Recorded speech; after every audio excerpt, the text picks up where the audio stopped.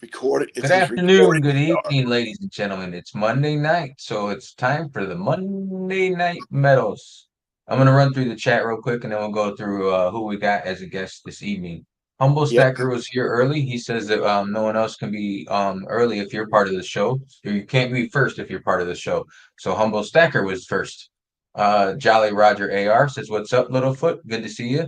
Littlefoot is in the chat as well. Humble Stacker, Littlefoot, the one, the only B. Taylor. He is a great supporter. Usually here from start to finish if he can be, which is always appreciated. Who else we got? Jolly Roger AR, Littlefoot, and Booty Girl Booty, Stacking just showed Booty up. Good girl. evening, What's good up, Booty? evening. And then, like I said, this evening we have Blue Collar Stacker is out on his yacht as usual. And if you notice in my videos, I have still been calling him blue collar stacking, but I try and edit that out, which has not gone over so well. And guest is Littlefoot, not Bigfoot, but the Littlefoot. I don't know if that's your left foot or your right foot, but it's your little foot. Hey, it Yeah, looks like we got Cardi Silver and Mahalo to Silver Sleuth. Jay Lopez is also checking in. what's Nice. going on, guys? Good evening. What's happening? What's happening? So, Littlefoot, can I ask you, how did you get your name? What's the deal with Littlefoot? I don't know. I've always just kind of liked Bigfoot. My government name was actually my YouTube name till about 4 months ago. I had started making a few YouTubes to show my family what I was doing and trying to get them interested. My son, he wrote me and he was like, "Dad, you know your government name keeps coming up on my phone."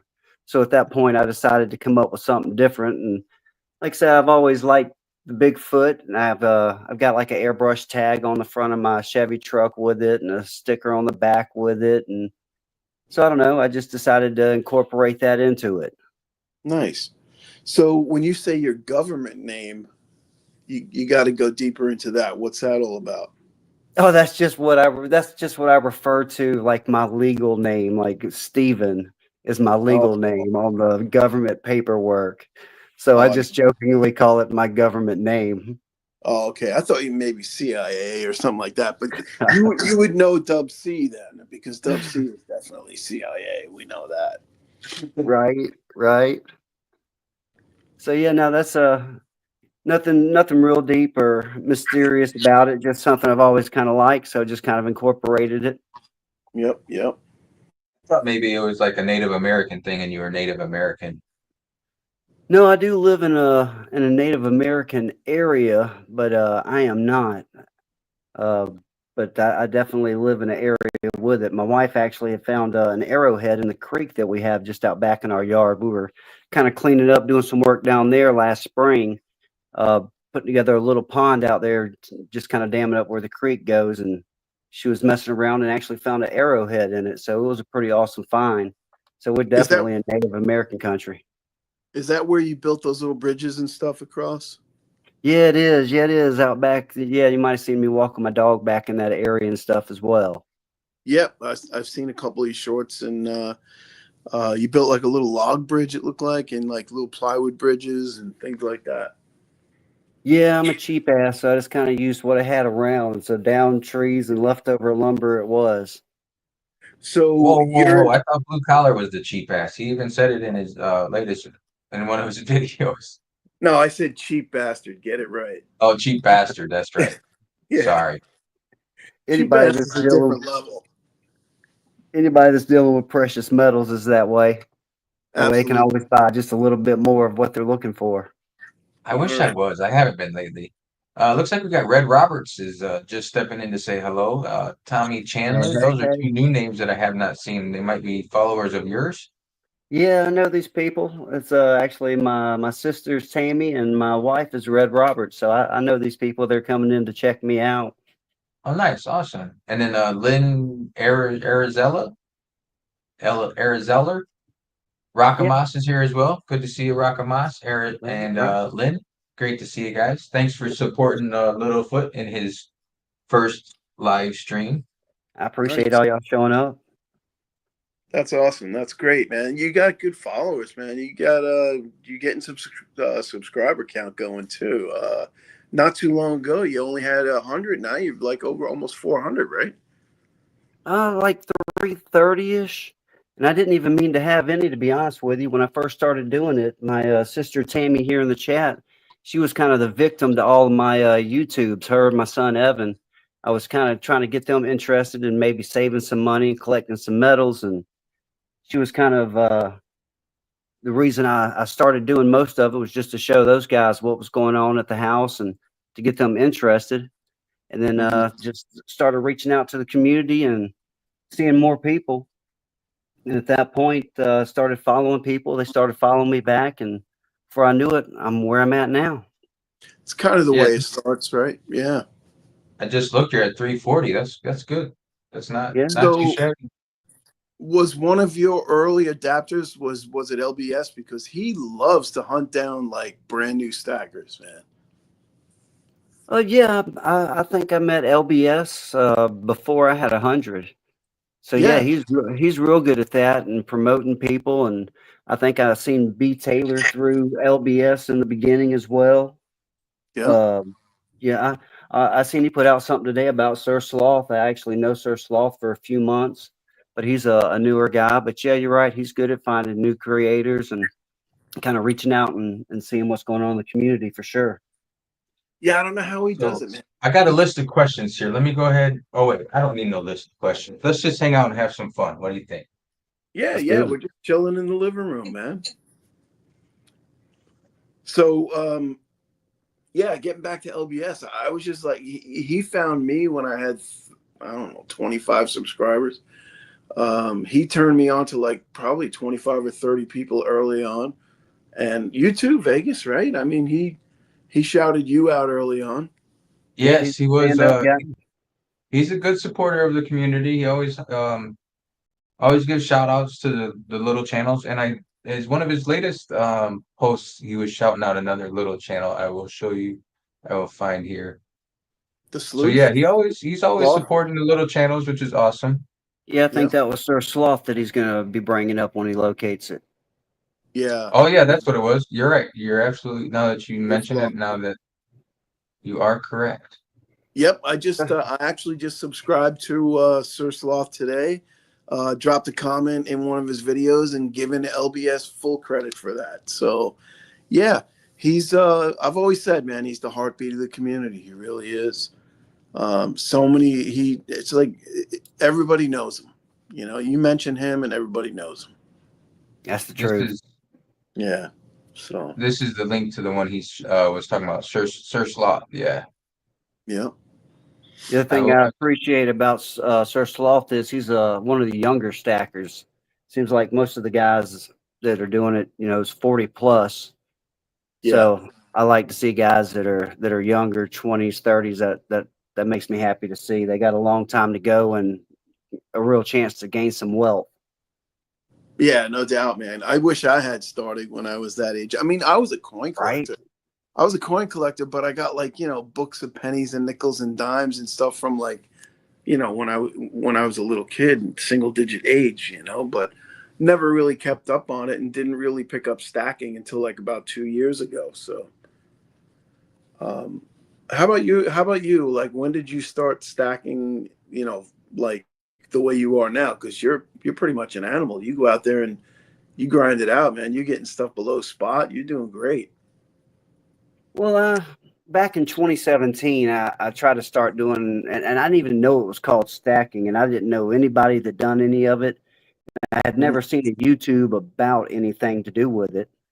I was just trying to accumulate some way to do a little bit of savings, and I'm kind of a prepper, so I just want to be prepared for whatever might happen or what might come. And silver at the time seemed like it was a steal.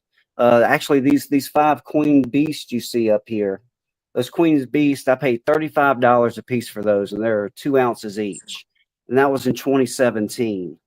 Wow. I had gotten quite a bit, but had some stuff happen, just life, and I ended up selling it. The reason I had bought it, but I intended on keeping it longer than what I did. But nevertheless, I sold it. But like I said, at $35 for 2 ounces for Queen's Beast, I was like, I don't want to pass up those kind of opportunities.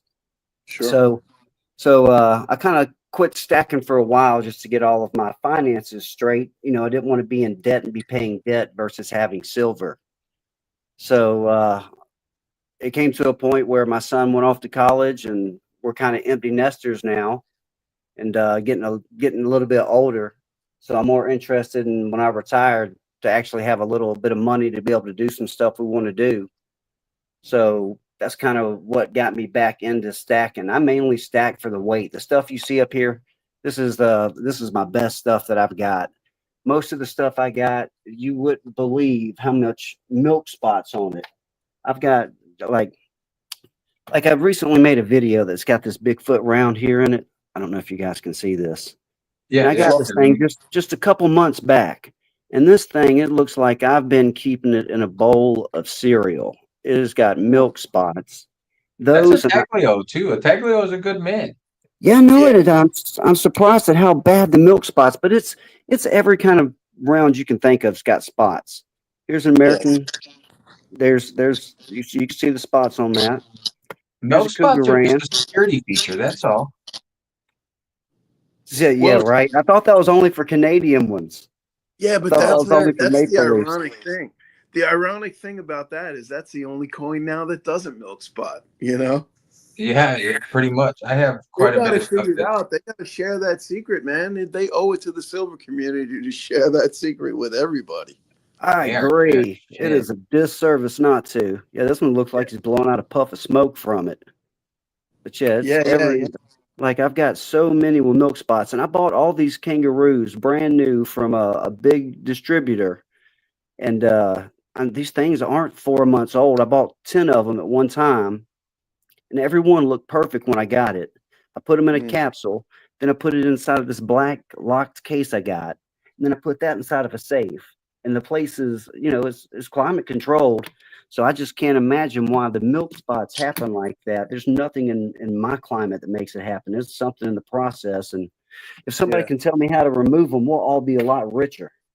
Well, Well, I'll from what tell I you. understand, milk spots are an occurrence from like a cleaning agent that they put into the silver while they're smelting it or making it or whatever. If I'm getting it Yeah, correct, I'm not sure.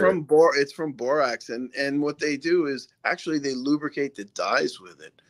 And this is now I could be talking out my ass right now. Nobody would know the difference, right? But this is what I heard that they lubricate the dyes with borax, and when if they put too much on, it actually embeds itself in the silver, and eventually it milk spots. Now that's what I heard. I don't know if it's true or if it's not true. Somebody in the chat tell me I'm wrong. If I'm wrong, please. But that's Silver what I Sleuth do. said it best. He said milk spots were like herpes. Yeah. Yeah, but you know Herpes Everyone's are what? got probably it. easier to get rid of than milk spots, though. I don't know. Yeah, that's true. If you look at the modern day maple leafs, though, they are beautiful, and I haven't seen one since 2018 with milk spots on it. So No, I I agree.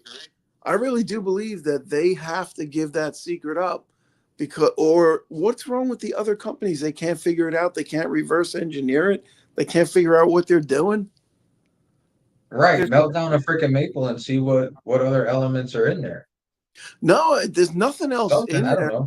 It's 3 nines fine. In fact, maple leafs aren't they 4 nines fine? Maple leafs. I believe they're 4 nines, yeah. Yeah, Yeah, me so too. I believe it's just correct. pure silver. It's just pure silver, but it's the manufacturing process that is got that squared away. Yeah, I mean like a lot of the older, like vintage, like um I'm looking at my prospectors on my desk right now. They got no signs of milk spotting. They might tone, but they don't milk Right. spot. So that's weird to me that like newer stuff will milk spot, but not tone or something. So maybe Yep. it's like something they put in there to try and prevent toning, but then it creates milk spots instead. Yeah. And it's got to be something to do with moisture too, because they say inside a safe it becomes very moist and it collects moisture inside a safe. Well, I So, have some pieces that are milk spotting, and I live in the freaking desert. well, that's a good point. But maybe the most moist part of your house is inside your safe. Yeah, I don't know. I've got Maybe silicone they've been out on my gel desk packets for the in mine. longest time, and they milk spotted. Yeah. Now, do you I don't keep know. desiccant packs? Do you keep like like this dry packs inside your safe?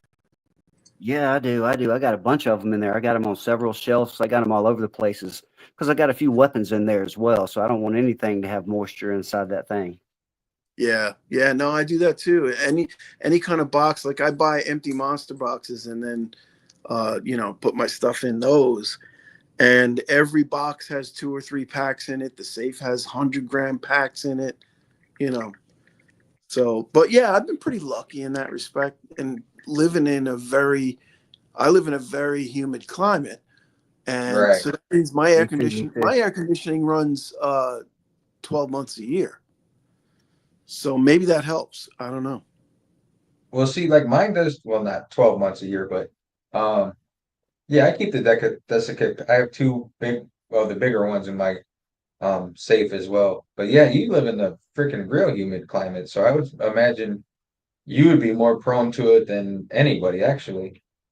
Yeah, but like I said, man, if you look at the stats on my thermostat, my humidity in my house is like 36, 37%, 12 months Oh, out of that's the not, year. So yeah, that's not bad. That's not bad. yeah, Outside, it could be 70, 80%. Inside the house, nice and dry. yeah. So, You can keep that humidity shit. We got stacking and packing is in here. I'm guessing he's a Littlefoot follower. Pure Metals is in here. What's up, Pure Metals? If you guys don't know Nash and Pure Metals, any questions? I'm sure if you chat him in there, he'll answer them. yep. Littlefoot said, "Sorry, can't chat and chat." Yeah, that can be difficult sometimes doing both. Yeah, yeah. I had seen Stacking and Packing yelling, "Hey, I'm a big fan of theirs," so I was glad to see he had showed up. Just see what's Yep. going on with us tonight. I appreciate everybody showing up, hanging out with us here for a little while. We So, have Humble the Stacker, humble actually, stacker. There you go go. Go ahead. ahead. You saw it too, so go for it. Put it up on the screen. The humble stacker says, "Who influenced you to start stacking, Littlefoot?" I'm not sure I had an influence, to be honest with you guys. I just I'm kind of self motivated, and I don't know of anybody else that has medals that, like, in real life. I don't know of anybody that collects or stacks any kind of gold or silver, other than the guy at the local coin store, basically. So it was just Yeah. something that came within, just wanting to prepare. Like I say, I'm kind of self reliant, self proficient, and so yeah, that's kind of why I collect a few different kinds of silvers. I have that constitutional, just in case something happens and I have to barter. I've got some silver constitutional to break down to fractionals. If not, then I can just sell this stuff. Anybody wants to buy it. I've never seen anybody that didn't want some constitutional silver, or the 3.9 fine stuff. Even the stuff I've got with milk spots. I know I'll get $1 or two behind spot for it, but for the prices I paid for it, I kind of made my money in the beginning there. Yeah. So I didn't really. I can't. Humble. I don't know, sir. I'll think about it some more, but I can't think of anybody off the top of my head that really influenced me to do it. Right, right. Now, Wait, one thing that LBS said was that you are the king of questions in the chat, right? So you asked, he said the way he said it was you asked better questions than we did. So where do you come up? Where do you come up with all these questions? Like where is that coming from? What do you have? What's your background? Well, the question, I think I got an edge just because I really don't know a whole lot about this stuff. And when I started making those videos for my family, I knew that they were going to have questions they were going to ask me when I sent them a video or ask them to go and purchase something. They want to know what it is they're looking for and how much to pay. And so I knew I was going to have to figure all that stuff out. And Mm, honestly, when you guys wanted me to come on tonight, I was telling the wife that I don't think I need to be the guest because everybody in chat are the ones I look up to. I that's who I get my answers from. When I don't know something, I'll see something posted about 90% silver I wasn't aware of, or vintage silver and how it's more collectible or valuable, and that kind of stuff. So that's well, like when we have guests, we're not they don't have to be You know, we're not looking for know-it-alls or veteran stackers or um, new stackers or anything like that. We're just looking for people that want to come up, share their story, and you know, just hang out and just tell us a little bit about yourself and just tell stories. You know, if whatever comes up, as long as that too. Yes, like I say, it's just the curiosity that drives all those questions that I come up with because there's a certain point, we're talking about this constitutional silver here. There's a certain point that its melt value kind of goes out the window. If I find like a good condition 1932 quarter, its Mm. numismatic value now takes precedence. So that's kind of where me looking into and asking more questions constantly is just kind of where that's coming from. And so yeah, I think me kind of being new makes me quite a bit more curious. I know that I don't know a whole lot, and that's kind of why I go to all the places I go, whether I'm watching, Humble Pan for Gold, or if watching some antique silver from LBS, or watching some of the Morgans that you've picked up recently, Vegas. I just kind of try to get around, see what people are getting, what people are paying for it. That way, when I go somewhere to purchase it, whether it be an online deal where I try to be cautious about who I'm buying from to make sure that they are a community member that has a reputation, or if I'm going to like my local coin store, I just want to be informed. I don't want to be taken advantage of, and I want to be able to use the easiest tools I can when I'm there to get the right stuff. Well, One, don't downplay yourself because you're pretty more knowledgeable than you might be more knowledgeable than I am, and I mean I got it. I've only been stacking a year and a half, so I'm not knowledgeable by any means. And nor would I ever consider myself like too knowledgeable. And uh, as Dub C, who is in the chat now as well, as he always says, always be learning, you know. And it's just one of them things. I think no matter how long you've been stacking, just my opinion. Like I said, I haven't been stacking long, but there's always stuff to learn, no matter if it what it comes down to. If it's stacking, if it's cooking, if it's dry, you know, you always learn new stuff, no matter what. I yeah, think. absolutely. One thing that I saw in one of your videos was that you shared a lot of YouTubers that do auctions, right? You recall that video, obviously. And I think you should really press that. You should really hit on that. Do a follow up to that because I didn't really know any of those channels, or very few of them anyway. And it seems like that's how you're getting a lot of your stuff. Yeah, I'm getting some pretty okay deals. There's one site that's called AP Auction Palooza that I watch, and it Hmm. was 2 weeks ago. Silver wasn't quite yet where it's at now. It was like $33, and they were trying to get rid of some of the inventory they had to go get some new stuff from their LCS. So they were getting rid of some what looked like vintage rounds for $30 a piece. Yeah, I saw that. So Yeah. $3 behind spot. Then by the time I got them, it's 36 tonight. I believe is the spot price of silver, right at 3,400 for gold. So like 2 weeks ago, I got those for $30 a piece, and they're worth 36 tonight. And I think, like you said, the vintage stuff. I don't. There's no milk spots on that, so I think that I could get right at spot for those. So it's Yeah. so yeah, that I just kind of like I say, I just kind of go everywhere. Um, there's a few channels like there's another one called Mad Stacker. They do something where you give them basically $6 a slot and they do races. Well, I Yeah. haven't yet given them any money, but I've won from those guys 3 times now, and I've never invested a penny there. I just kind of go and hang out, and they'll give a free entry. And actually got a package here on my desk right here that I had one from him about a week ago, and this was Mad Stacker. And it's not a horrible idea. $6 an entry. There's 10 peoples per race.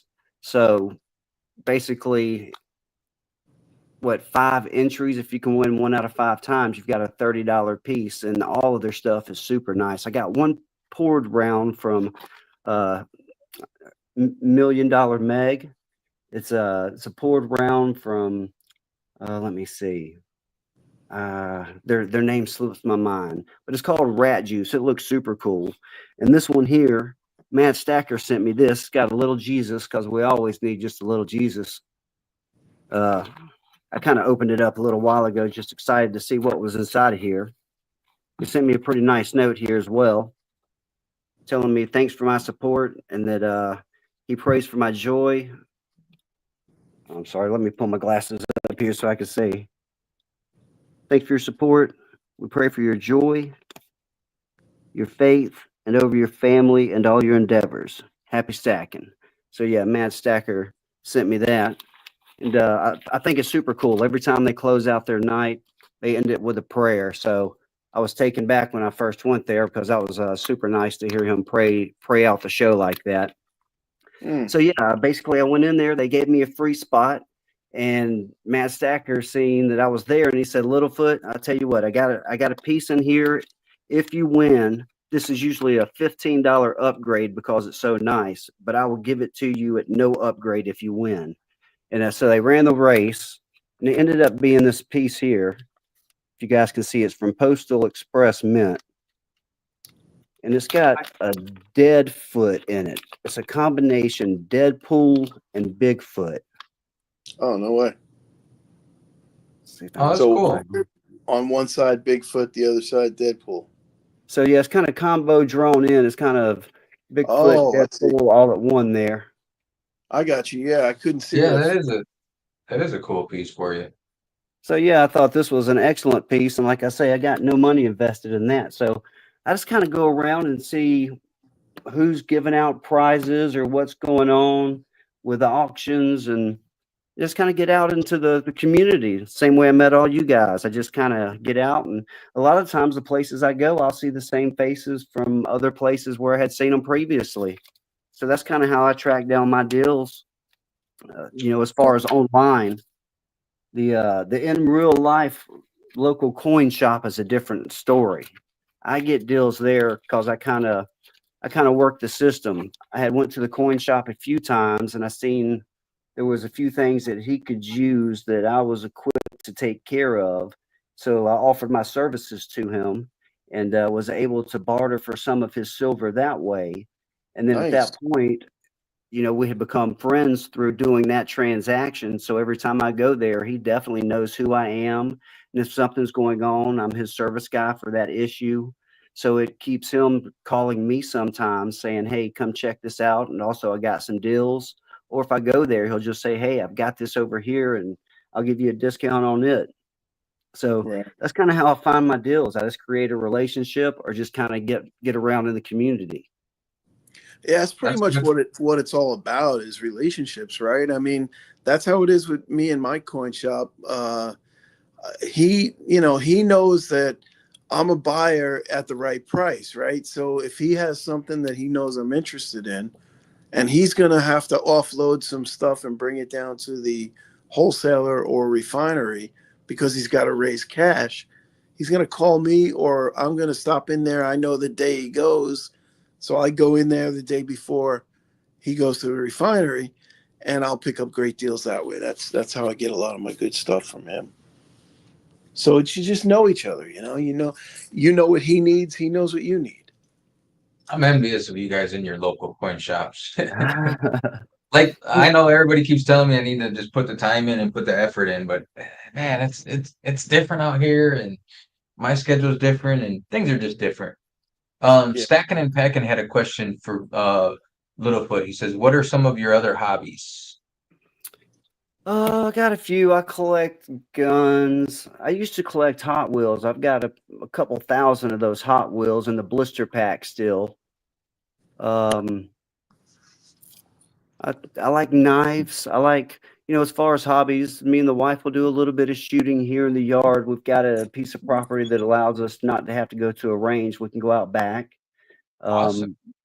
We got the Jealous. Chattahoochee River just around the corner, so I can do trout fishing there anytime I want, or we can do kayaking over there, um, hiking all over the place because we live out in the mountains. We live in the Blue Ridge Mountains up in North Georgia.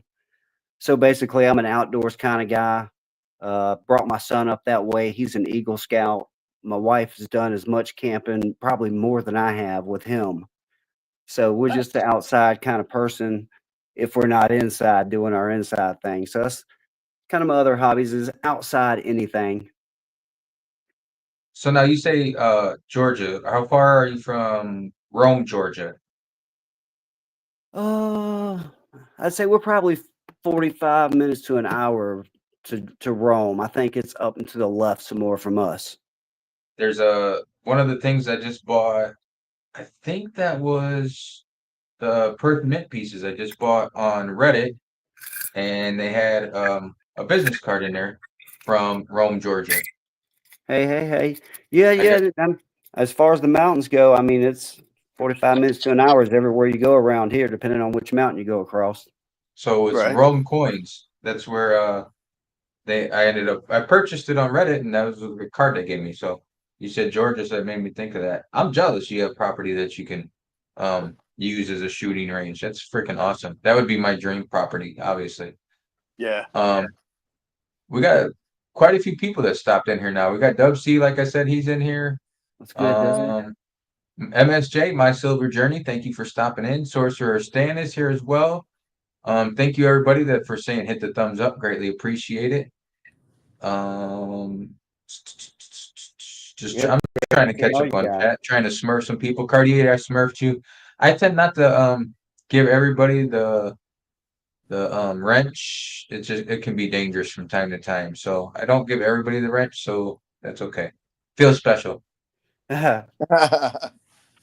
So yeah, When you you know put what I was thinking? I was thinking when you said a couple of thoughts came to mind. You mentioned about 90% many times, and I think about it. 90% really doesn't milk spot, does it? true, No, it tones but not milk spot. Yeah. Yeah, I I wonder if don't it know if has that's something to do with because the it's plant. not 3 nines fine. That must be it. Yeah, that must be it. Yeah, maybe that's the key. Maybe the Brits had it. They had the right idea of mixing copper and 925. You know. Emperor Wang is in here as well. I had to change my stage name for Emperor Wang.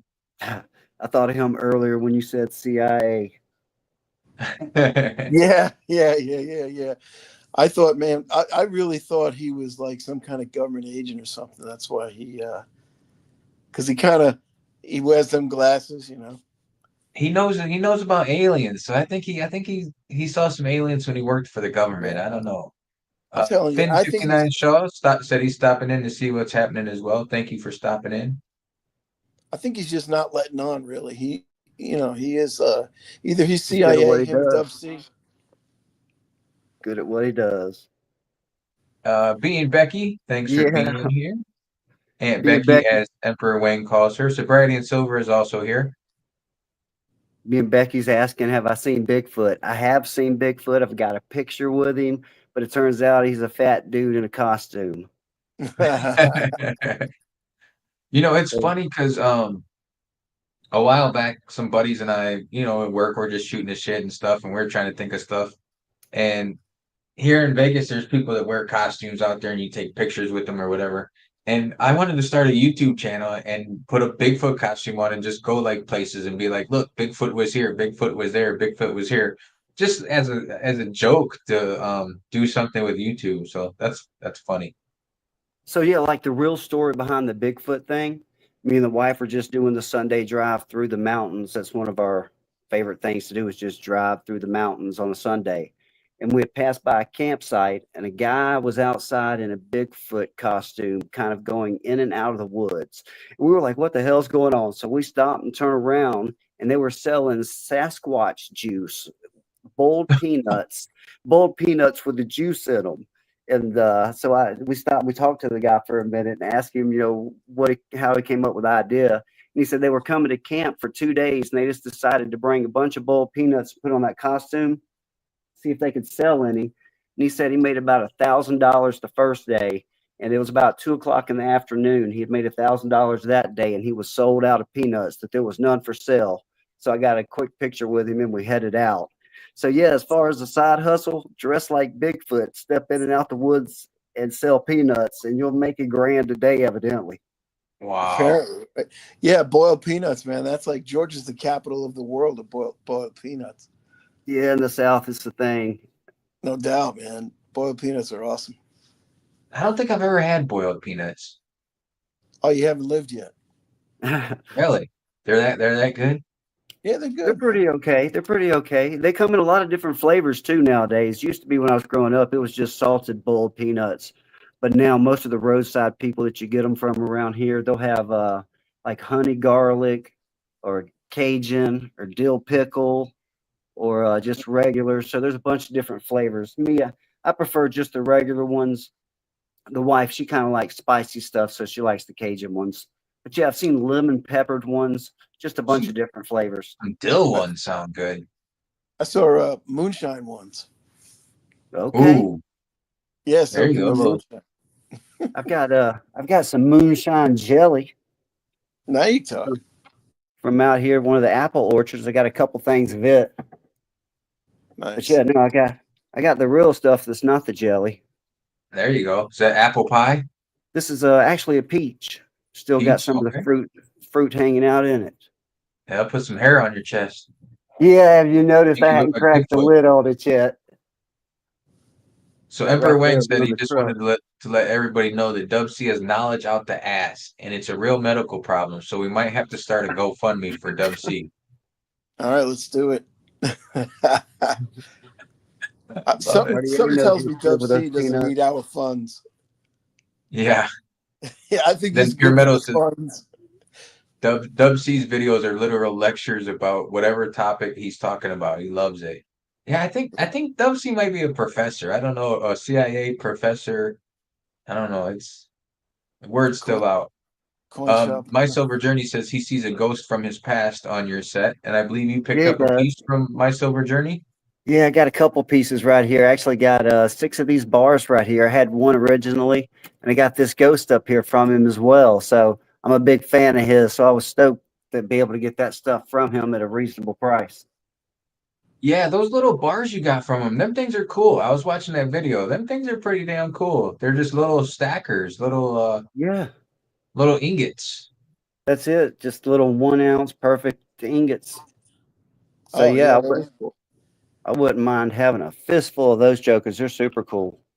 The other bars that I got that are little 1 ounce ingots. Some of these Scottsdale ones here. Yeah, those little buttons. Yeah, yeah, those are cool.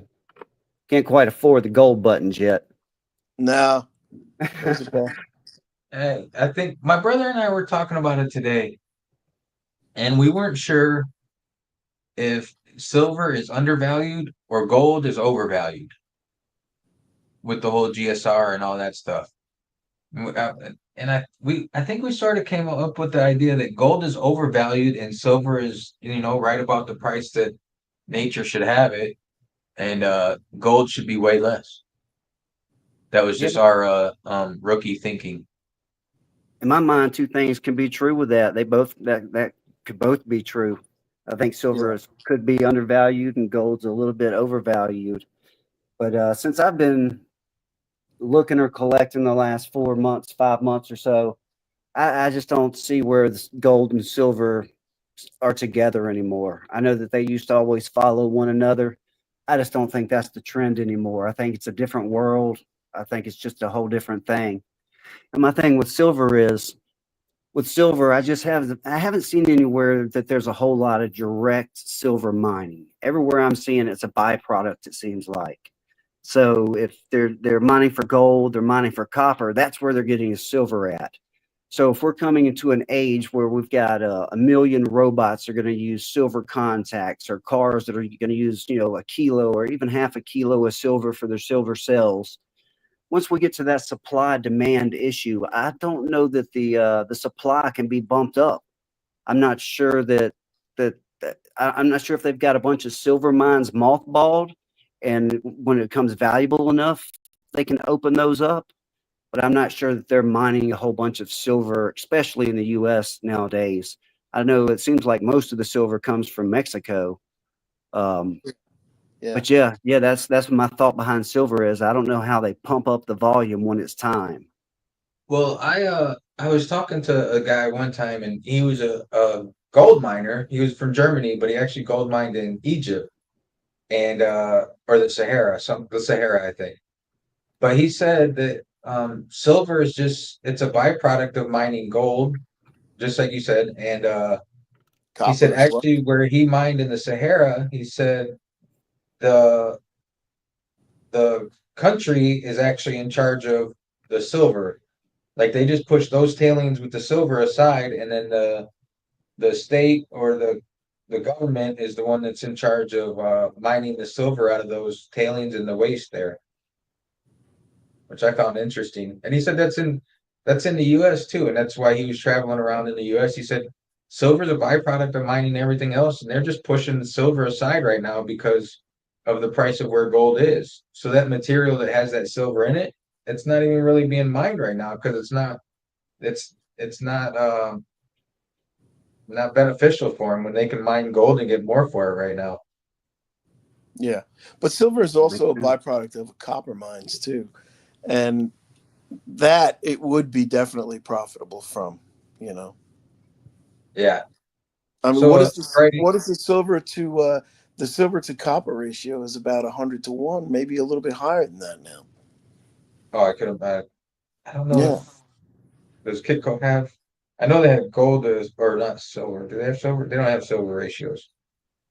No, they don't. You got to do the math, but It's a lot of math. Hey, yeah, right, it's that whole math thing. You got to right. I actually. got my shoes on. I can't do that right now. Oh, So Friday and Silver it's says, even worse because you got to convert it to kilos to do the math properly, because copper is priced in standard pounds, and gold and silver are priced in Troy pounds and Troy ounces. So you got to do a yeah, lot of math. You got to do a too lot of much math. math. So Brady and Silver says he may have missed it, but do you mess with the stacking anything else like platinum or all right? I may have missed it. Do you only stack silver, LF, Littlefoot? Do you mess with platinum at all? Hard to see your stack. Yeah, everything up here is all silver. I don't have any platinum at all. I have just a little bit of gold, and recently I actually took and traded in three 10-ounce bars for a quarter ounce of gold and a silver round and $7 worth of constitutional. So Mm. actually, the at the time when I decided to make that move, silver was $32 an ounce, and no, silver had just hit $36 an ounce, and gold was just above $3,200 an ounce. So it was like a 91 gold ratio to silver.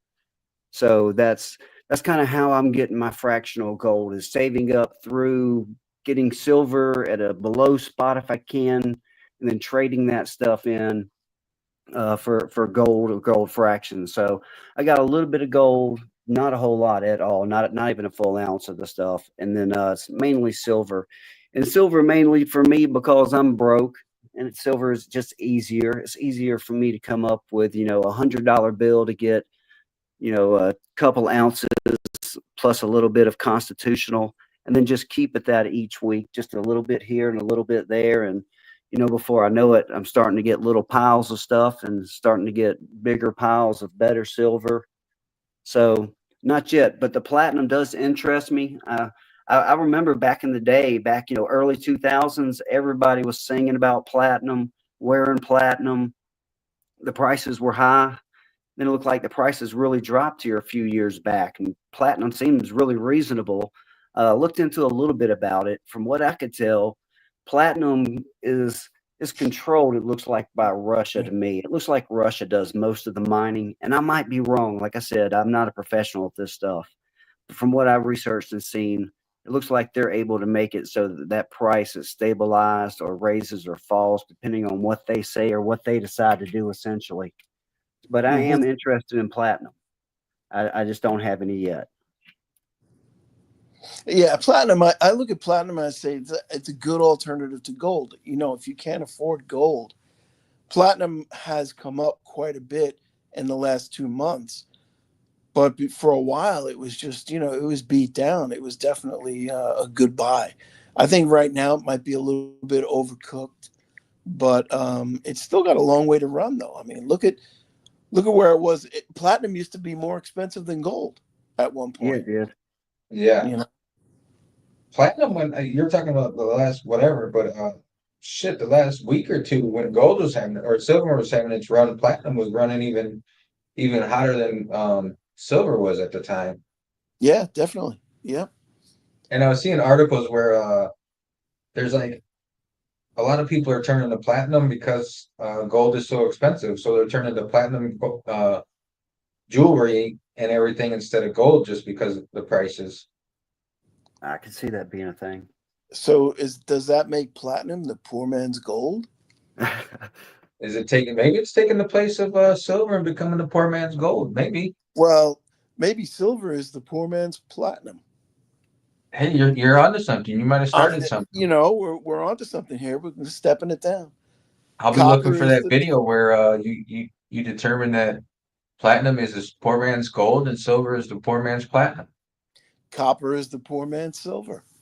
And I guess there's just a lot of poor men out there. I don't know. There's a lot out there. Yeah. Right?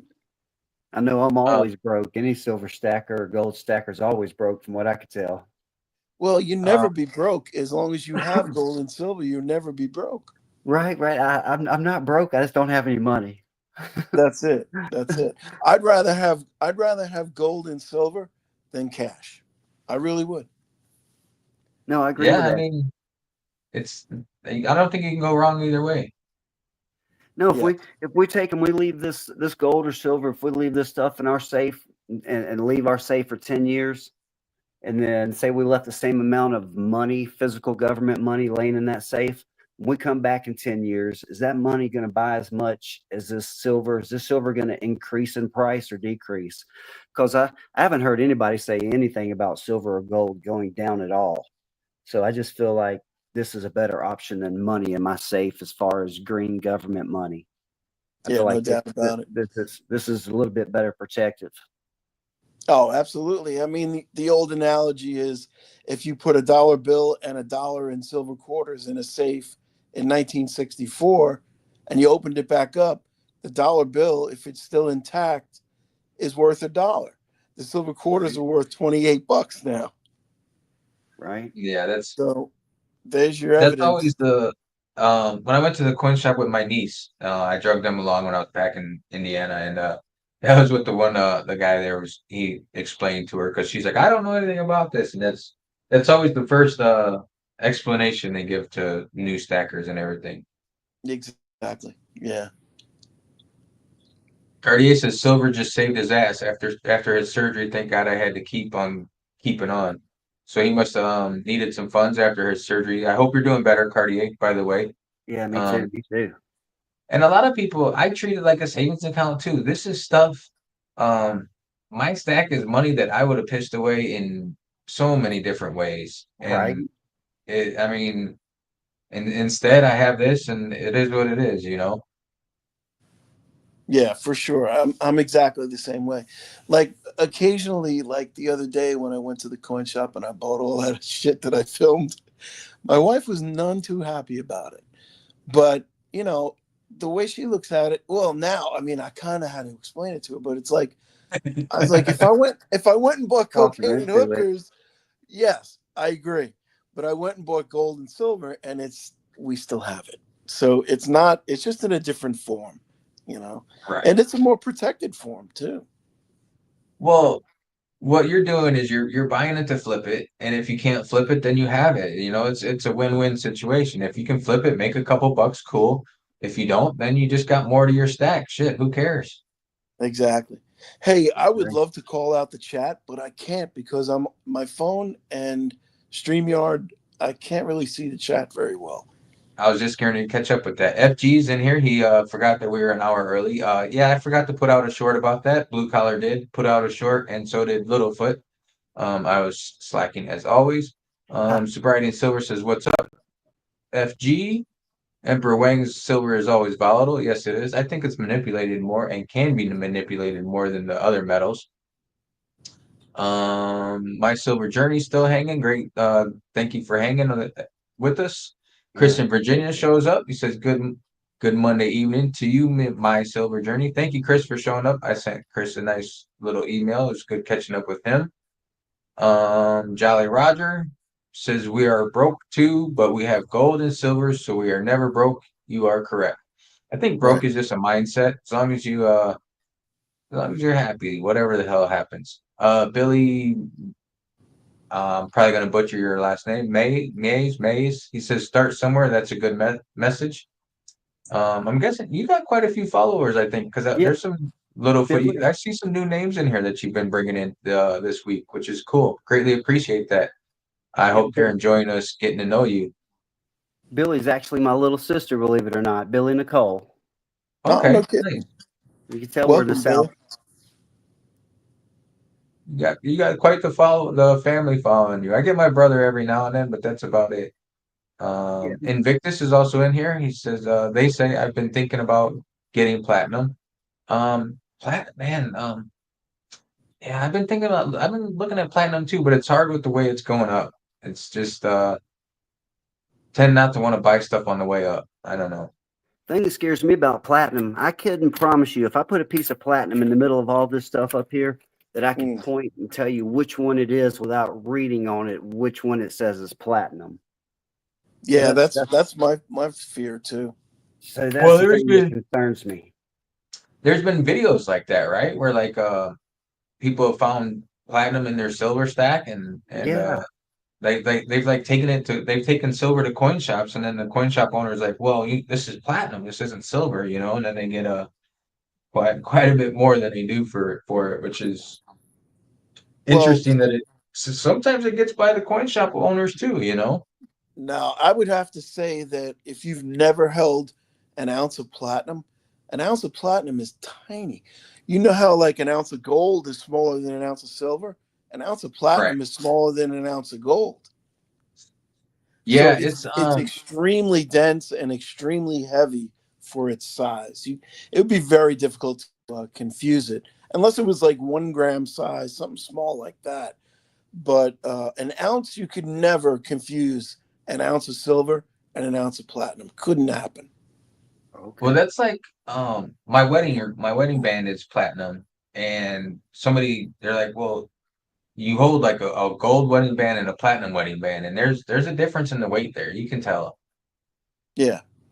So I like mean, you said, it's not a tremendous difference, but there is, like, I saw it in the size of it. Like, I had a platinum eagle in my hand the other day, and not a platinum eagle, a platinum maple, and compared it to a 1 ounce gold coin that was in a gold maple, as a matter of fact, and big difference, man. I mean, they both weigh the same, obviously, but the size difference is noticeable. well, my silver journey made a good point. 1 ounce of platinum could be confused for a half ounce of silver. Size wise, absolutely. Yeah, that'd be a good comparison size wise. Absolutely. Well, I what he just said is true because I have some half-ounce silvers that I put in capsules, like maybe some vintage stuff in it, and a half-ounce silver is 32 millimeter, which is what a 1 ounce gold is too, 32 millimeter. They both fit in the same size capsule, so he's Yeah. 100% on the money. So Well, yeah, Dub C says per Google, but I don't believe Dub C uses Google. I believe Dub C is Google. He right. says It's the Dubsy Google density owns of STL. Google. yeah, maybe that's it. Maybe he's a professor from Google. He says the density of platinum is 21.45 GCM3, while the density of silver is 10. So More than it's double. over it's over twice as dense as silver. And how does that compare to gold? Gold is like 19 point something, I think. Yeah, I don't know. Dub C? Dubsy, well, come on. Brrr. Yeah. Dub, See, that's just Google? another thing that makes me worried about getting into platinum. I'm still trying to figure out all the rules with silver and the fractions, and 90% takes $1.40 to make an ounce or close to it, and I got different tools to try to figure that stuff out. I'm not sure of the rules with all the platinum. So, like, Yeah. I know with my silver I can use my scale if it's a numismatic value. Of course, I got the book. And of Yeah, I course, I like got that app. What is that app that you use? Coin. coinflation. Coinflation. Yes, that is cool. Yeah, that app right there, it's a lifesaver for me. So yeah, basically anything that I want to look up. So if I've got, some coins, US silver coins, any of them that I want, whether it's war nickels, Washington quarters, I could tell it how many I have, or I could do just one and have it calculate just the one to know that every quarter right now is worth the 657. So this will tell me what year each coin was minted through. Um, just makes it super easy. So if I go to my LCS and I want to get a certain amount of dollars worth, I know exactly what it's worth when I get it. So I kind of use So, that app on that. And then, of course, I always use a magnet to find any fake silver. And I've gotten 2 fake coins so far since I started stacking this year. no Both of kidding. them were found with this magnet right here. And what Huh. were So, they? What kind of coins were they? Were they fake eagles or something, or fake? yeah, they were. You've been staring at one of them all night. You hadn't even noticed it yet.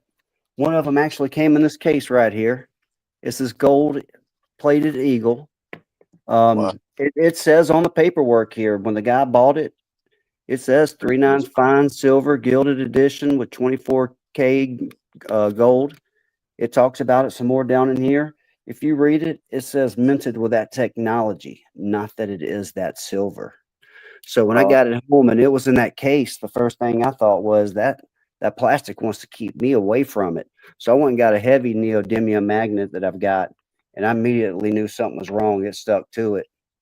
So I Oof. went ahead and got it out the case. I called the guy that as soon as I got back to the house and I checked the stuff out, and he apologized, said he is so sorry. His wife purchased that when he was off at the Schmelzers.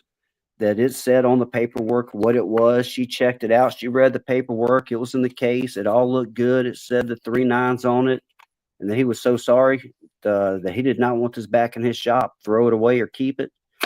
Come get me another one. And then it wasn't 2 weeks later, I went back down there and there was another set of coins, and I just picked up a few of them. This one was inside of it, and this is let's see if I can get it to come on here, a 2024. And I thought to myself, these are supposed to be missing one of those reeds for a security feature. And I Right. didn't Yeah. see it. On the way home, I was thinking of that. And I told the wife, I said, I think that coin's a fake. And she said, go back. I said, I'll be embarrassed if I go back and I'm wrong about it. I'll be so embarrassed. So I got to the house first and I got my magnet and I didn't even get close to it. I mean, Oh, shit.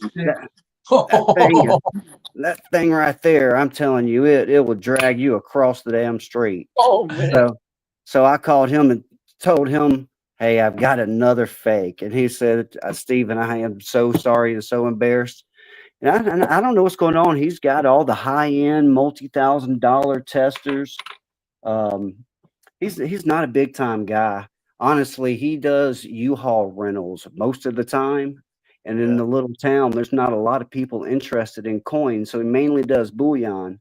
Um, and and so I don't know if he was busy that day too, but I've gotten 2 fakes from him. He's made them both right by me, so I don't think it was intentional. I was just a little bit disappointed that he didn't catch them, seeing that he's got all that top end, equipment to test everything. I just thought he was testing everything that was coming in, but now he's been testing everything that goes out with me.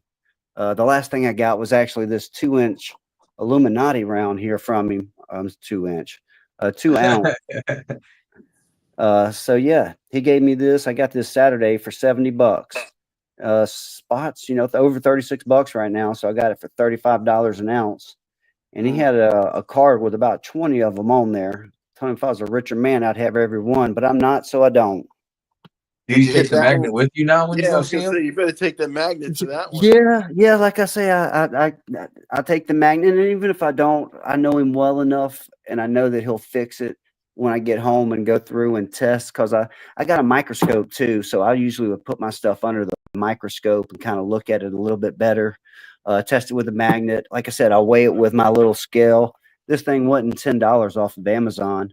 Lucky Luke Coins is the one that turned me onto this and that magnifying scope. The scope was maybe $30, and it's a magnifier, and it's got an LCD screen on it, so it's pretty cool. And it's battery operated, so no power needed. and then this was like $10. And then, like I was saying a couple of weeks ago, you guys had a stream. One way that I test my stuff is I take a piece of ice and I will push that piece of silver into that ice, and it will immediately start just pouring water like a faucet's been turned on. So that's just another cheap way I can test it because I don't have a Sigma. So between the piece of ice, the magnet, the scale, and I also have a pair of calipers so that I can go ahead and measure it depending on what it is. Because if it's a coin, and I think one of the coins is wrong or something, everything in this book will tell me exactly how big it is. I mean, this book, that's actually to scale. So if I took a Kennedy and I put that Kennedy right there on it, it's going to be the exact same size, and it tells me all the information. So this is kind of the Bible for any kind of silver that I get that's constitutional when I'm checking to make sure it's not a copy or a fake or something like that. Because What even book is one of these, What book what is that? this is just a red book. This is Red book. basically Yeah, that's what I thought. Yeah, okay, good. for the numismatic value of most stuff. A lot of places will actually use this to judge what you're going to pay when you go to purchase something from them as well. It's just kind of a guide so Don't use everybody's on the Red Book same as a page. guide for price. Yeah, yeah. If you're It buying shows you. anyway, if you're selling, it's a good book for you. But if you're buying, not so much. Right. But yeah, it tells you the mints, so that way you know what's key date, semi-key date, what's silver, what's clad. It just tells you any kind of information, so you kind of have an idea of when it was made, what it was made of, and what it's worth. Yeah. So between all that stuff, that's kind of how I test all my silver and find my fakes. But they're So definitely out there. Nash from Pure Metals, he says that the coinflation is actually owned by PCGS. Okay. Okay. Yeah, So well, pretty cool. they got live spot prices as well on that coinflation. They usually differ just a little bit from Kitco, and most of the places I go, like if I go to my local coin shop, he'll use Kitco, or if I go to a show, they'll usually use Kitco. But coinflation is usually pretty close to it. Yeah, that's But yeah, no, I I'm totally gonna have to didn't know look the into that. coinflation. But yeah, it's a very helpful app. I try to get my sister Jennifer to use it. She's talking about going to a coin shop for her first time, and she's not sure what to do or what's going on. So this is kind of like a silver for dummies. You don't have to remember the year. It tells you. It has a picture of it on there. You can just tell it how many of it you have, and it tells you what it's worth. Now, do they have? Is that? I'm gonna have to look on my. Instead of asking, I'll just look. I'm gonna have to look and see if I can download that app on my phone. I'm sure if you have it on there, that they do have an app for the phone too. Yeah. And I usually use the one on my phone. I just kind of put this one on the screen in case somebody brought it up because this is my go-to. And this will tell you, it'll tell you gold, scrap gold. So, if you've got 22 karat, uh, how many ounces, grams, grains, whatever it is. So you can tell straight away. Or if you're going somewhere and you're at a yard sale and you're going to buy some sterling silver, you could pull out and go to scrap metal and click on the 925 sterling, and then just use your little scale that we talked about, put it on the scale, and you would be able to tell it, if it's 5 ounces of sterling silver. Let's calculate. It's worth 168.49. So you know right away what the melt value of that sterling silver scrap you have is. So there's a mathematical way to do it and a lot of other ways, but that just makes it super easy. You would have a hard time coming up with a number faster than I did just then. Yeah, no Yeah, shit. no, that's amazing. That app is amazing. I was looking at it in your video the other day, and it's crazy.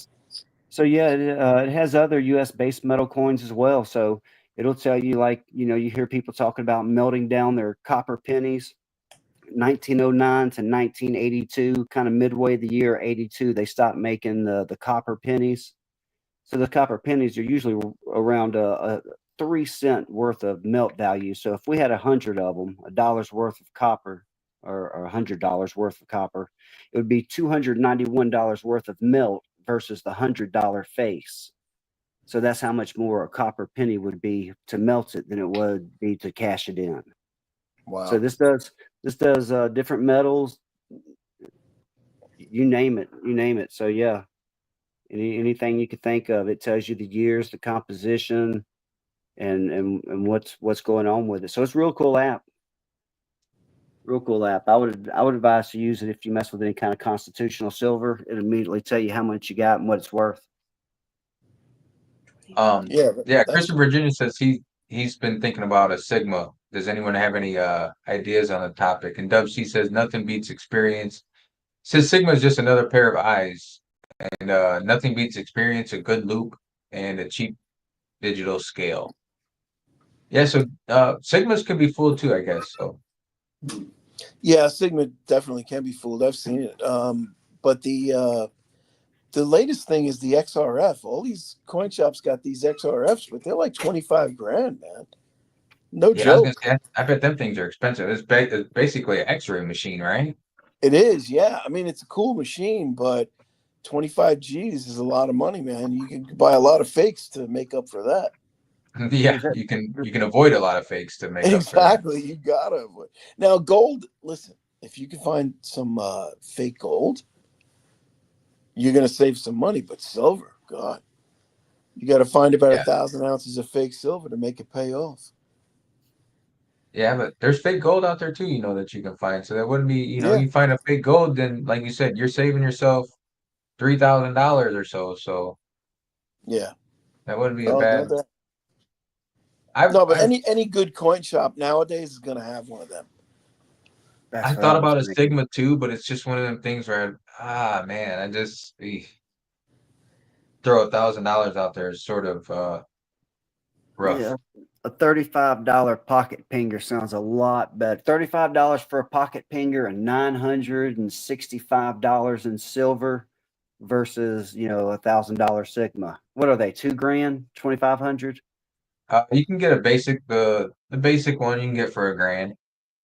So yeah, I think sign me up for the pocket pinger and and the scale. I'm a Dub C. I'd rather be at the bare basics. Give me a loop and a scale and my red book, and I'll run it that way.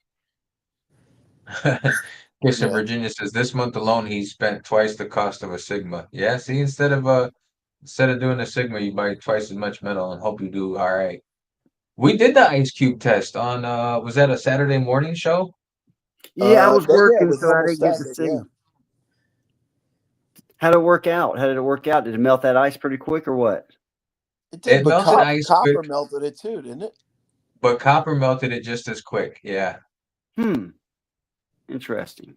So it was very interesting to see because I had some copper right here and I still had an ice cube and it was interesting to see it was interesting to see that the copper melted it just as fast. Yeah. I wonder if it's like a transfer of body heat through the coin, through the round. Like a conductor type situation could be. Yeah, like you're holding it, right? So you're holding it and your warmth from your body. It's 100 degrees basically.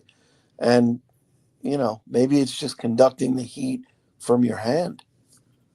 There's a displacement test that involves water that can tell you the density of the metal to prove that it's silver to you, but it takes more smarts than I have. Yeah. I Well, I mean, if you don't own a testing equipment, you could always bring your stuff into a coin shop and try and sell it to him, and he'll test it, and then you say, "Nah, I decided not to sell it." Well, yeah, that's most that coins that are that perfectly string of good. Morgans I just bought sort of had me like weary. So I don't know. I don't think any of them are fake, but I was just you never Usually, know. there are fake Morgans out there. I've seen them too, but they look really fake. The color is not right. They're like the color is manufactured weird, and the date too. What was the one? Oh no, that was a peace dollar.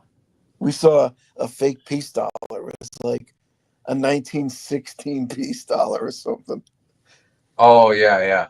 Yeah, it was totally fake, but um, somebody bought it and thought it was real.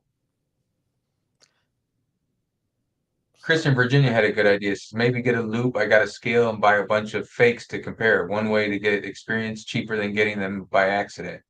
That's a good idea. You just I don't know, you throw them all in a bucket, throw them all, throw some real ones and some fake ones together and see if you can pick out the fake ones. Yeah. B Taylor says they'll probably test it even if you don't want to sell it. Yeah. Oh Yeah, no, that's they B very would Taylor has definitely. I brought B stuff into Taylor my ran pawn across a shop and fake. he's tested it. I'm sorry. Yeah.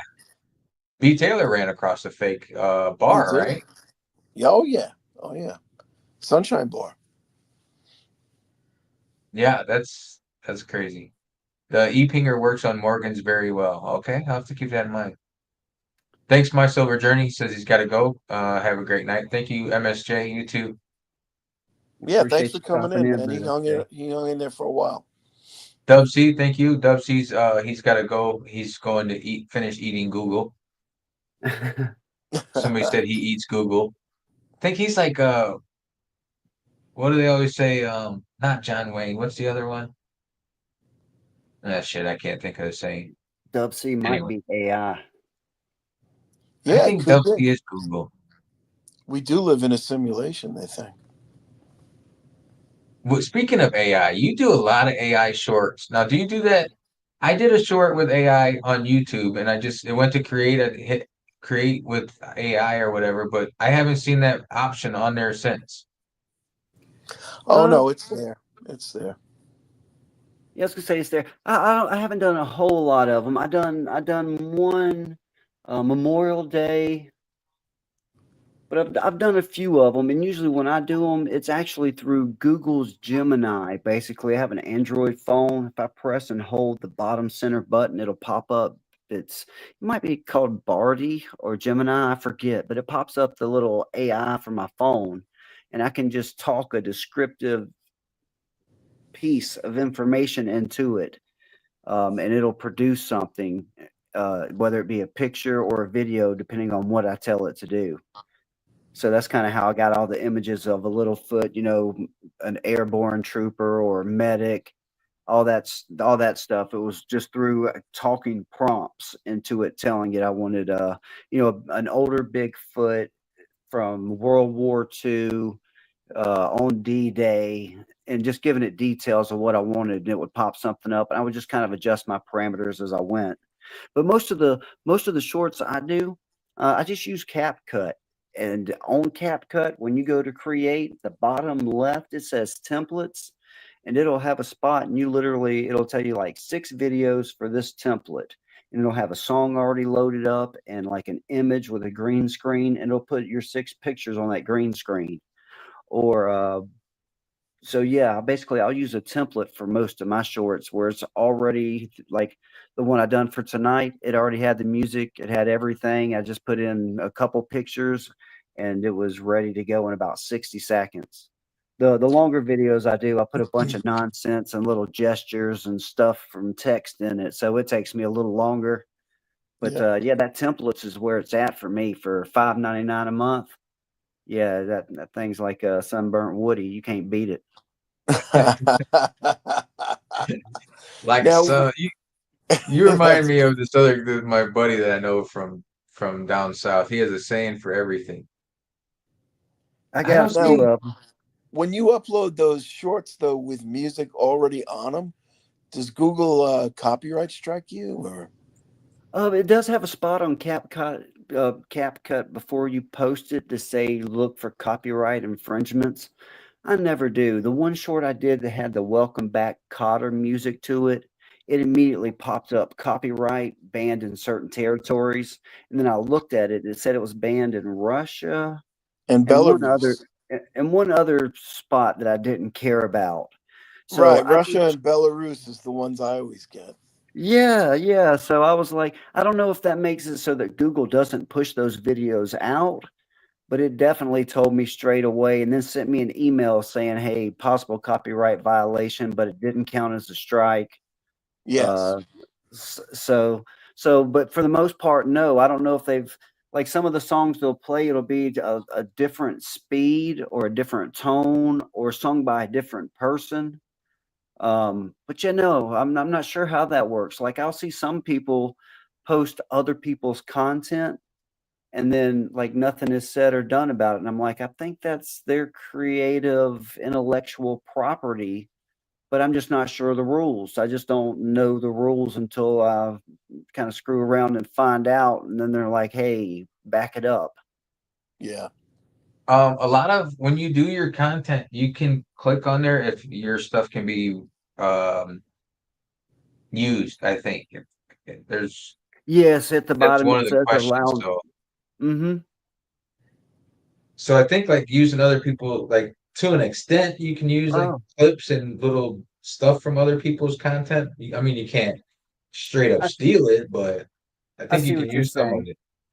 I was under the impression that was like through a remix of it. Like you could use it, but it would be remixed, so it wouldn't be the same format, so it wasn't, flagged.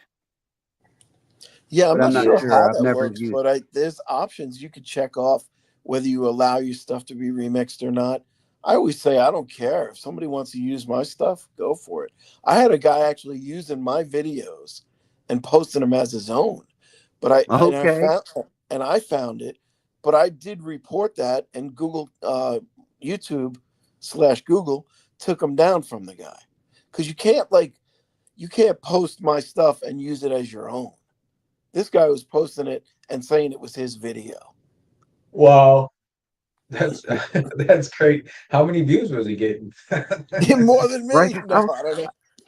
I was going to ask how many viewers, how many subs did he have? You know what? Everybody gets more than me. I get about 200 views on a video right now. I'd Well, what? always hoped that somebody would steal my credit and improve it for me. Exactly. Nobody's stealing my electric bill. Right. Right. That's funny. I don't know. I haven't. Well, I did 2 new videos. I have to see what I don't even know how many views I've been getting. I don't look at it anymore. Well, my last two full length videos, I think I got between 200 and 300, which I guess it's not horrible, but I don't know. I got 1,300 and something subscribers. Where the hell are the rest of them? They're watching shorts. I guess I Right don't on. know what they're doing, but yeah, I put out a short. I'll get some videos, some views on a short, Right. but regular videos, I'm not expecting miracles out of that. I don't put enough energy into it, and I know that. Yeah, You know, I don't either. It's you get out of it what you put into it. And I mean that's the perfect example is 4 Nines. He's rocking out 3 videos a week and he's getting 3,000 subscribers in a year. So, Nice. it's one of those things, if you put a lot of work, a lot of effort into it, then you're gonna get a lot out of it. But right?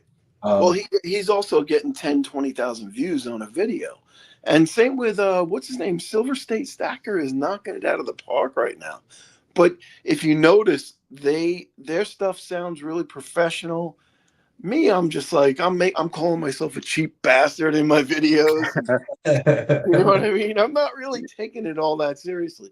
I'm just kind you're of down like to earth and yeah, I'm I don't doing know. my thing. I'm not trying to be Francis Ford Coppola. Um Christian Virginia said he tried to I tried to run up your watch clock the other day, blue collar. So he must have been And he and watching he your. and I appreciate that. He did that. Also, you know who else did that? LBS. He probably watched about 20 of my videos, and I saw the difference. I should hit Yeah. the fourth. I think I'm predicting I'm going to hit the 4,000 in 2 days from now. So we'll see. Hey, T Bird. He says he's Best of super luck. busy at work, but he's trying to get out of here on time. Thanks, T. Bird's the word. Appreciate you Definitely going coming home. in. Busy man. Thank you. Now I gotta look. I want to look up 4 Nines. I want to see his. Yeah, Dude, he's I getting don't know. he's getting a lot of views, and his shit's all optimized like for length. It's evergreen. He's gonna make a lot of money eventually, And that's his goal. You and know, that's great. That's it great. is great. I wish I had the energy to do it. I don't think it's a matter of energy on my end. It's just I don't have the freaking time. I'm going to be 60 years old in December. I just don't have time, man. I'd rather be, doing what I'm doing right now, enjoying life and spending time with family. And, I don't have the desire to be YouTube famous. Let's put it that way. Wow, he is getting some. Look at I'm Silver with you. State. Look at Silver State's last couple of videos. I know one of them got like between 20 and 30,000, and another one had like 7 or 8 grand. He's pretty hot right now too. My shorts usually get a fair amount, almost 1,000 or around 1,000. But my videos usually only get 100, maybe 2 sometimes. I thought it was Right. hilarious. I put out a little short about my old Chevy truck in it. It almost immediately got 10,000 views. Nothing to do with my silver or anything to do with my collection. I was like, oh, YouTube's an asshole. Yeah, exactly. I feel the same way. It's like, yeah, but Silver State, going back to him again, he told me that shorts pay 10 cents per 1,000 views. So you get a 10,000 view, you get $1. Yeah, Okay. better than nothing, I Yeah. guess. I guess it's better than nothing, but he also said that his regular videos are paying. Oh man, I hope I'm not like overstepping by sharing this, but because he did it in a text, he didn't do it in public. Just But say they're I mean, paying. it's pretty much Don't get public. yourself in trouble. It's pretty much public knowledge what they pay. But he was saying 14 $14 per thousand, and then it eventually went down to about $11 per thousand once the video cooled off a little bit. But that's pretty Yeah. good damn money. That's a lot of money. That adds up. Yeah, he's got one at 1,500, one at 25,000, 7,400. A lot of his aren't getting, well, there's one 2,100. A lot of his are getting a couple hundred, but he's got a couple there. Yeah, No, just recently he's had a couple of really, really good ones. one that hit 25K, one that hit That was the 1,500. AI video asking AI where is silver going to be in a year or whatever. Yeah. And that was He's a up long to video. 1,700 subscribers now too. He's killing it. Mm-hmm. Well, I, I that video. He got over 2,000 watch hours on that video alone. I don't know. Like I have I don't know. I suppose I have the time I could put into it. I just put my time elsewhere. Yeah. No, I Uh, know. I know what you're saying. And listen, man, Littlefoot is not the only Bigfoot in the room right now. We all know that LBS went off today on his live stream, and he's probably lurking. He's probably listening to me right now. But we're not going to go there. We're not going to get into that. But the bottom line is, we each have our own life. You have goals in your life. It's a little bit different than mine. Certainly different than his. And I think that we don't always all mesh. So yeah, I don't think it's a bad thing that the three of us aren't, meshing right now. Let's be honest. We're not, it's like YouTube so was sort of gonna be a side hustle slash hobby for me, but then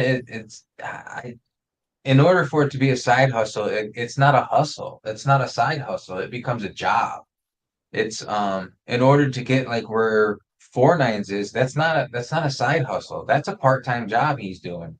He's yeah. putting in he's putting in hours. He's putting in a lot. He's putting in probably uh I would say probably 15, 20 hours a week, maybe. Well, look, He's I mean, it's gonna pay off for him, it and is. that's what he wants, and that's great. He's doing what he wants to do, and there's nothing wrong with that. This is a free country. Do what you want to do, and and I think it's got to work the other way too, though. If you don't want to be that guy, you don't have to be that guy. My You know? problem is I just can't come up with that many ideas, and I don't want to repeat my content, and I don't want to do um I don't have the knowledge like Dub C, so I can't do videos like Dub C. And I don't want to go out there and put videos out there that make it look like I know what I'm talking about, but I don't. Yeah. I don't know. It's I don't want to do clickbait. I don't want to just put out a bunch of. I would rather do quality over quantity, and right now it's just like a brain freeze. You know, you can only. I was emailing with Chris in Virginia. I hope you don't mind. And we were talking about like YouTube and stuff, and you just there's a point where it's like, okay, you can't think of much other shit to talk about or make a video about. Yeah. And I mean that's fine. I'm You know, kind of, it I'm kind of at that point right now too. It's like all I'm doing right now is like unboxing videos. Oh, look what I got today. Look what I got. It's like, how many times can you watch that? You know? yeah, and I don't want to do, my last two and I got another one that's they're all three unboxings and I don't I'm not a fan of like unboxings to I mean somewhat they're okay. I mean, but um that gets old too because you don't want to keep showing off your stack. You know, somebody keeps watching what you're unboxing and they're like, "Hey, this dude's got a lot of shit." No, I don't. True, you got to bury at different spots. Yeah, Yeah, I mean, and I'm not saying you're gonna get robbed or mugged or any of that shit, but I don't know. Like yeah, you can do all the unboxings and you can talk about the gold to silver ratio. You can talk about um the sky is falling and but you yeah, can only talk about that shit so much, man. And yeah, like I've said before, and it sort of put me at a block. And I don't want to bitch and moan because I guess I bitch and moan too much. But um, one roadblock that I hit was when I was editing a video and I bored myself editing the video. I was watching what I just did, and I'm like, this is shit. I'm like, I don't care how much I edit it or whatever I do to it. I don't want to put this out. yeah. Well, no, you just hit a rut, man. You just hit a rut, and that happens in every aspect of life. It happens in marriages. It happens in your other relationships, work. It's just you get in a little bit of a rut, and you gotta work yourself out of it. You know, it doesn't happen overnight. Now, in LBS's case, right? He's super creative. Look at the stuff he puts out. He's very good with editing. His camera angles. He's just really creative. Not to mention he's a hard worker. You know, Yeah, so absolutely. it might come a lot easier to him, and he can't understand someone else's failure, and it is a failure. I mean, I consider myself a failure when it comes to that. You know, I it's agree like, with you, Jolly. But yeah, he's going on a different angle too, though. You don't see um the channels that are trying to make it into something and trying to do something. There's nothing wrong with doing straight up um YouTuber community content. You know what I mean? yeah, And there's nothing wrong with that, but that's not gonna get you monetized. It's not gonna get you I don't know how to say it. I don't know how to yeah. But you just said something. You said that's not going to get you monetized. Here you are, less than 100 hours away from being monetized. Yeah, Am but I right or wrong? a lot of my content wasn't with just community based, and a lot of his content, nothing wrong with it, and it's his thing, and it's always been his thing, and it works for him, is being one of the community and being a leader in the community, and Right. nobody does it better than him. You know what I That's mean? There's true. nobody that does interacting with the YouTube stacking community better than he does.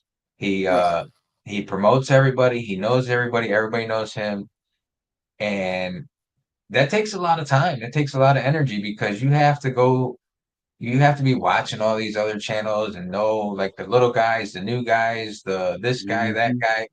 And I I I I don't know. I don't want to get back to sounding like I'm bitching, but I Well, just no. don't have the effort to go through and watch everybody's videos all the time. There's a lot of freaking channels out there, and I try and watch people's content, but man, there's a lot of people out there, you know. Yeah. Well, he has something that I would say I don't have, and I would definitely say you don't have it. Sorry. It's called passion. He's got passion. He He does, does. man. He He's does. very There's he's very no doubt committed about it. to it. Very committed to it. and he holds everybody to that standard. And that's tough too, man. You can't hold everybody to your standard. Otherwise you'll never, be able to work with other people. It's like any business. I've had business partners where I did more work than the other guy. But it's like no business or no partnership is 50-50. It just can't be. It's the ideal goal, but it never happens. I don't have the freaking energy he does. I don't know what the hell, how the hell I can't do it.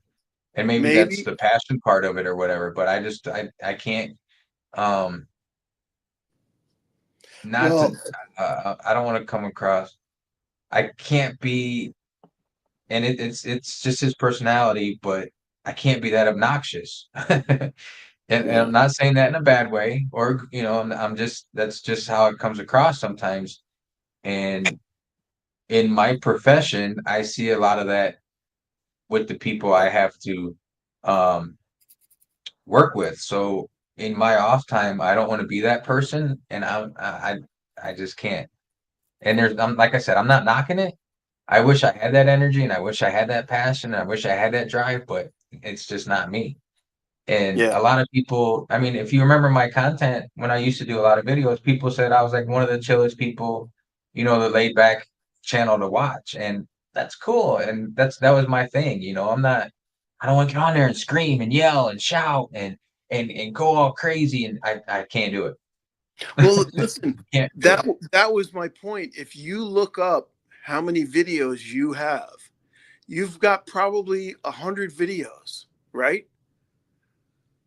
I Yeah. mean, and Yeah. mostly, so you got 100 videos, but you got 4,000 hours out of those 100 videos. I got like 700 videos and I got less than 4,000 hours. You know what I'm saying? It's like See, I got 200. your videos Mine are are longer. produced. Well, yes, that's true. They are longer than mine because mine tend to be, 3-4 minutes.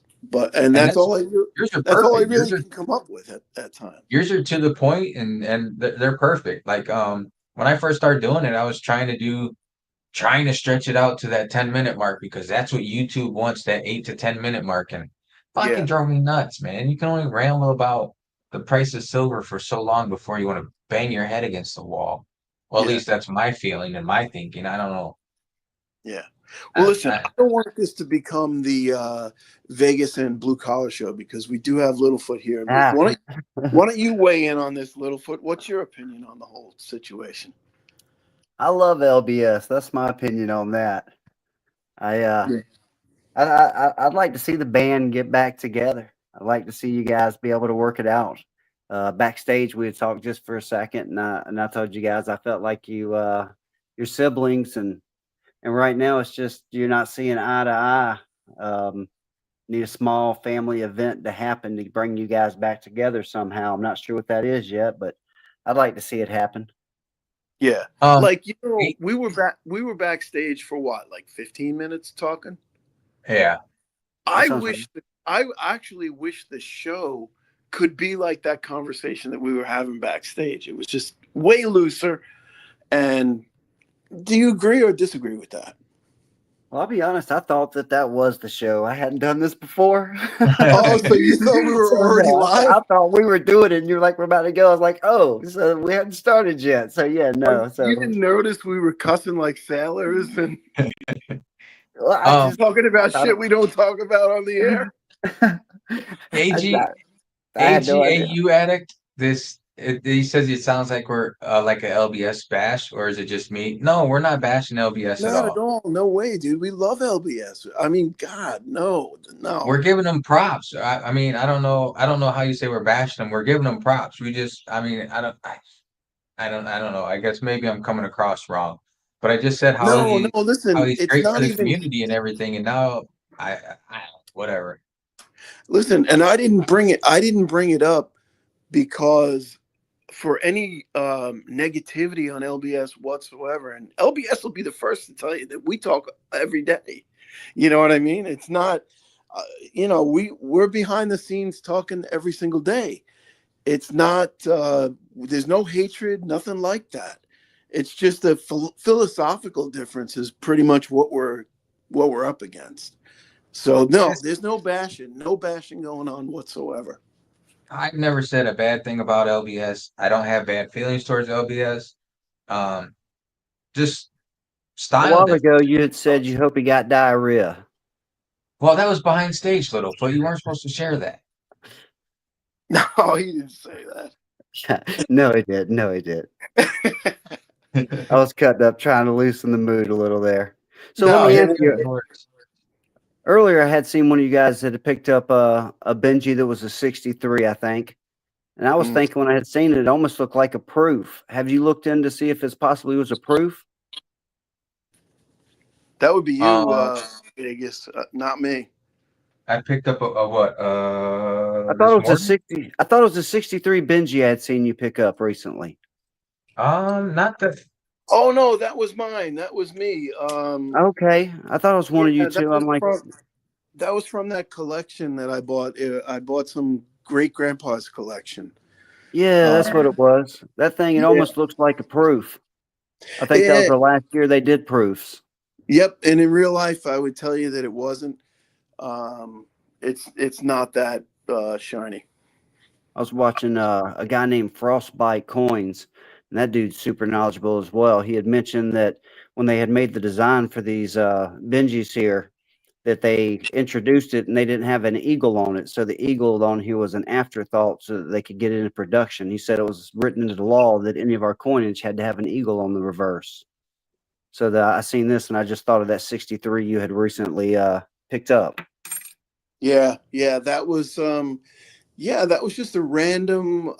He had a little Manila envelope with two Kennedys and that particular Benji in it. And the guy didn't have, it wasn't a big collection, but he had just like a lot of little things, you know. And my first thought was, in fact, I even said it in the video. I was like, "Oh, here's a Morgan. It's really nothing special." But then I thought about it, and it is special. It was special to him. He saved it for 50 years, you know. So You even just though put it a. was a beater and a slick, it was that guy's, it was his pride. So You it was just. cool. He just put a little foot. I love that. He put a Bigfoot sticker on his. Is that a stand? I don't see. I don't know those liberties. Is that standing liberty, walking liberty, Oh, it's a walking. Only way I walking? remember it's from association of you stand before you walk. So the quarter is the stand and the half is the walk. There you go. Okay. So So it's a yeah, standing Liberty quarter. See, I never got into those quarters that much, but that's funny. You put that little foot sticker on there. That's awesome, and it fits perfect. yeah. Yep. Actually, it's 1.2 inches round. I had it made and I'd seen a lot of guys sending out poker chips, and I just thought I like to fit in, but I don't like to be the exact same. So I thought if I just get some regular 50-cent pieces, I'd just start sending some stickered 50-cent pieces out instead. So that was That's a great idea.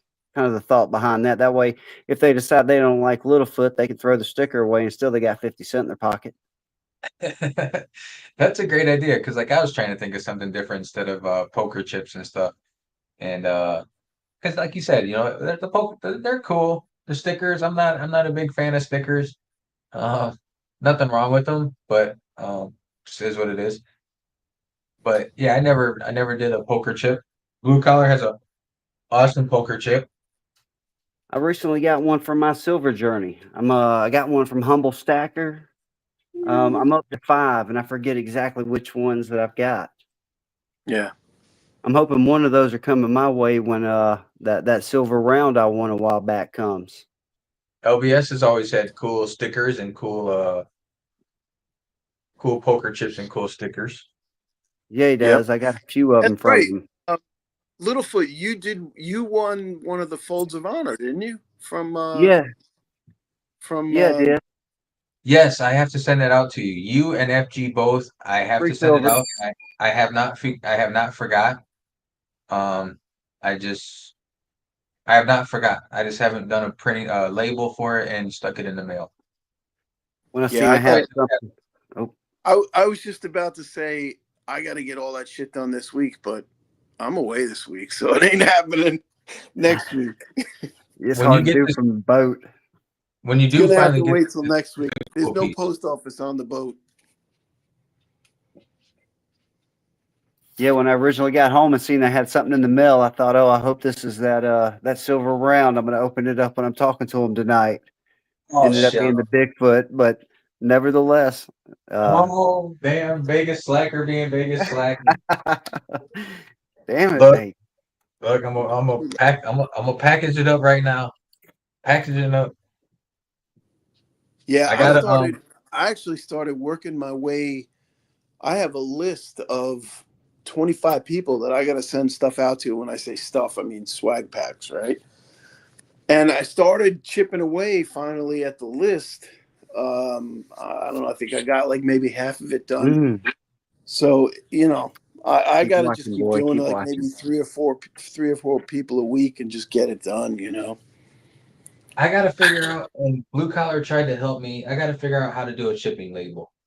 So I don't have to go inside the post office. So I could print the shipping label, slap it on there, and I'll be all set. Because the post office is damn annoying.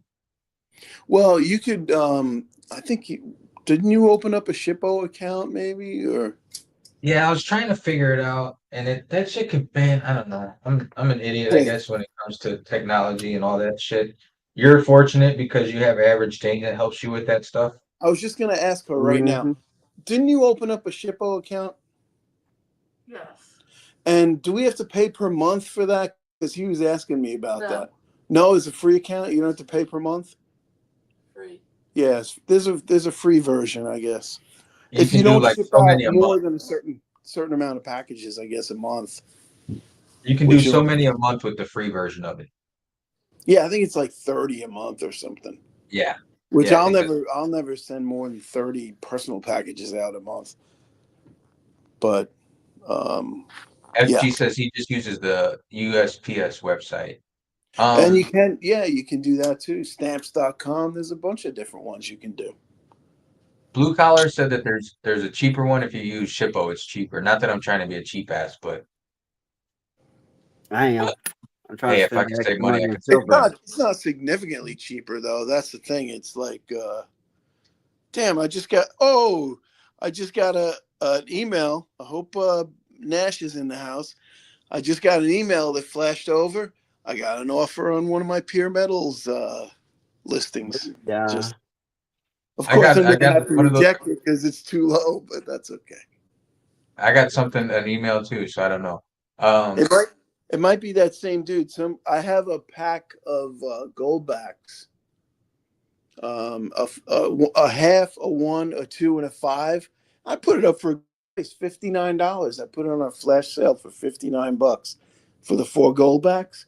Dude offered me $40. I was like, guy, $40? No, Oh, 40 Nash bucks, Nash huh? is throwing bids on my stuff. Oh yeah, Nash bid on your stuff. I saw that. He's trying Nice. to bid me up. He's shilling for you.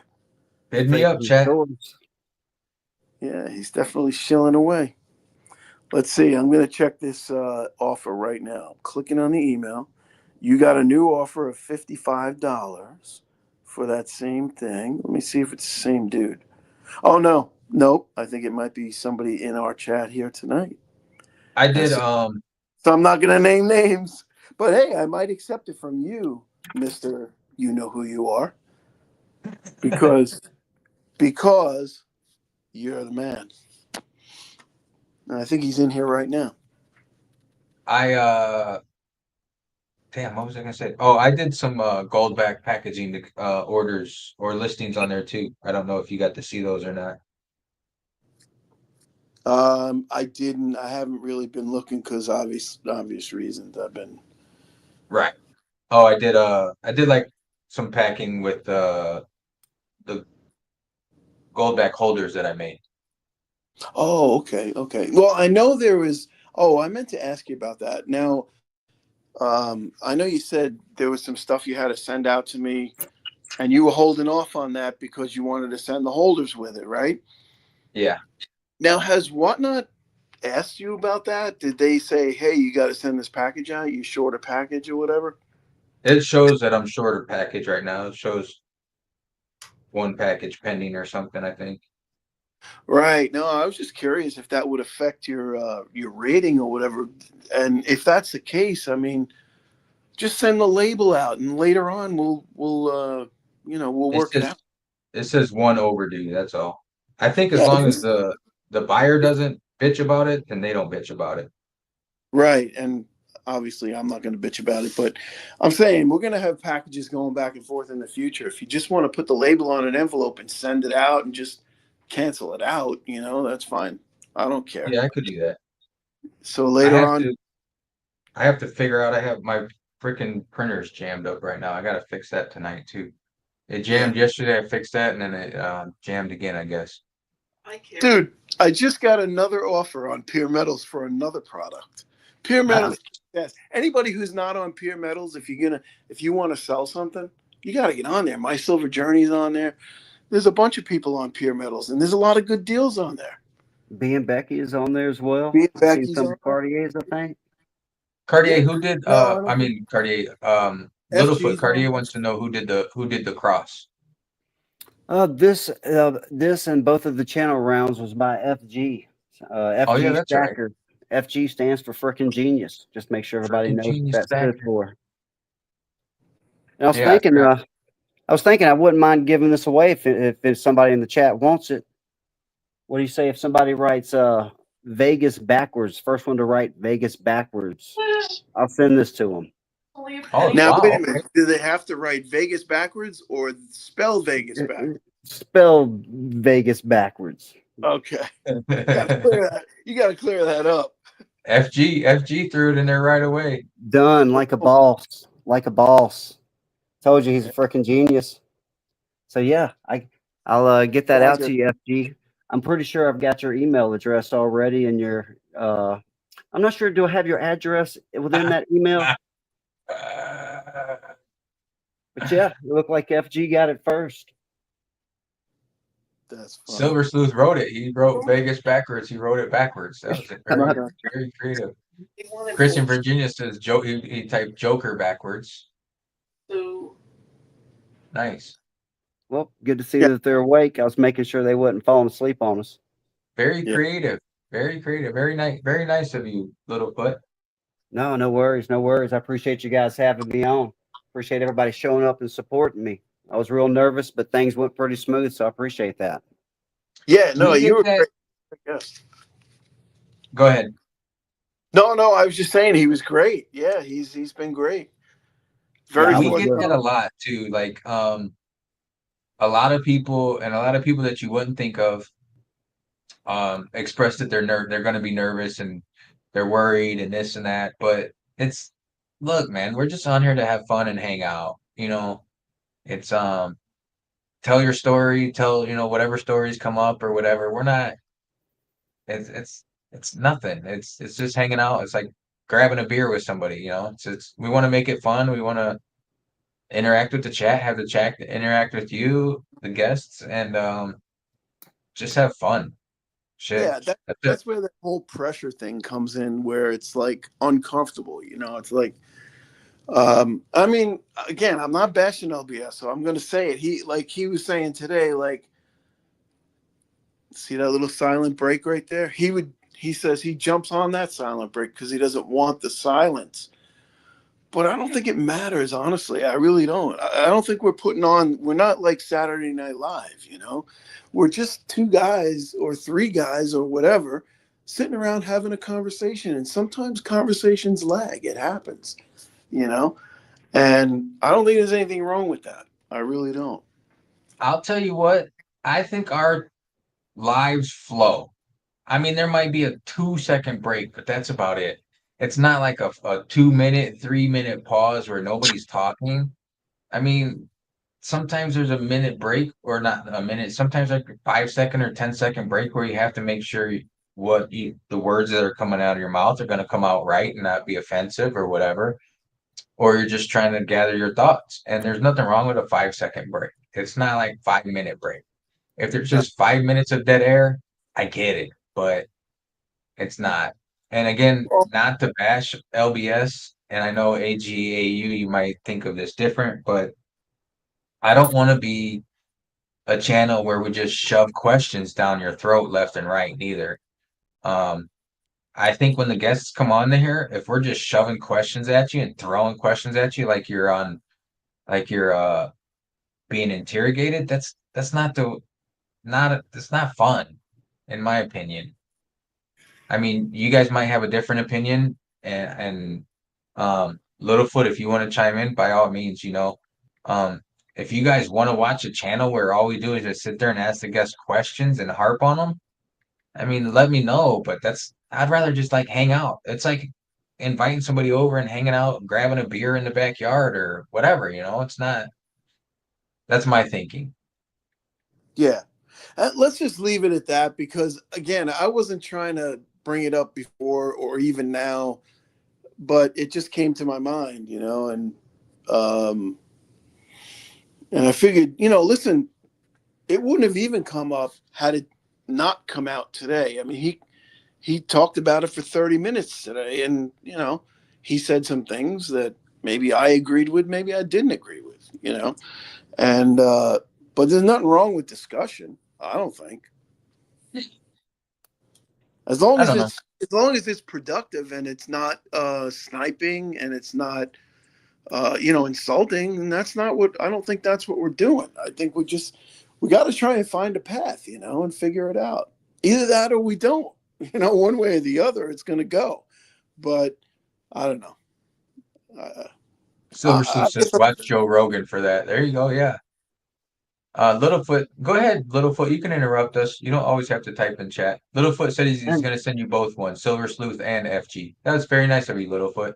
Well, I didn't say it properly when I said it, and so yeah, no, I appreciate the creativeness from him. So yeah, no, I have no problem with sending both of them. One of them, just shoot me an email with an address on it. Like I say, I think I have FG's, but if not, I'll send him an email and get his address as well. The Silver Sleuth, definitely shoot me an email. My email address is on my page. Hey, can I just take 10 seconds and just put a message out to the dude that hit my pure metals? You did 2 orders and you want to combine the shipping. So what I'm going to do is I'll put both on one order, and then just you can hit that one and it'll be one shipping. But I'm not going to do that tonight. I'll probably do that tomorrow if that's cool. And we'll work it out so that it's only one shipping charge. All right, business done. We're up. Let's get back to the show. Sorry, guys. Jolly Roger says, how do Goldbacks work? Can I actually turn them in for gold? He was asking at Blue Collar. It actually is gold. You don't have to turn them in for gold. It is gold.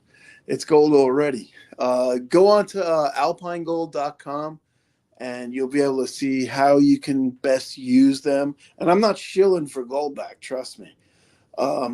But that Silver State Stacker, watch his channel too, because he's really big on the Goldbacks and the use case for them. Basically, what you can do is you can vault them with UPMA, United Precious Metals Association. I'm regurgitating what he told me.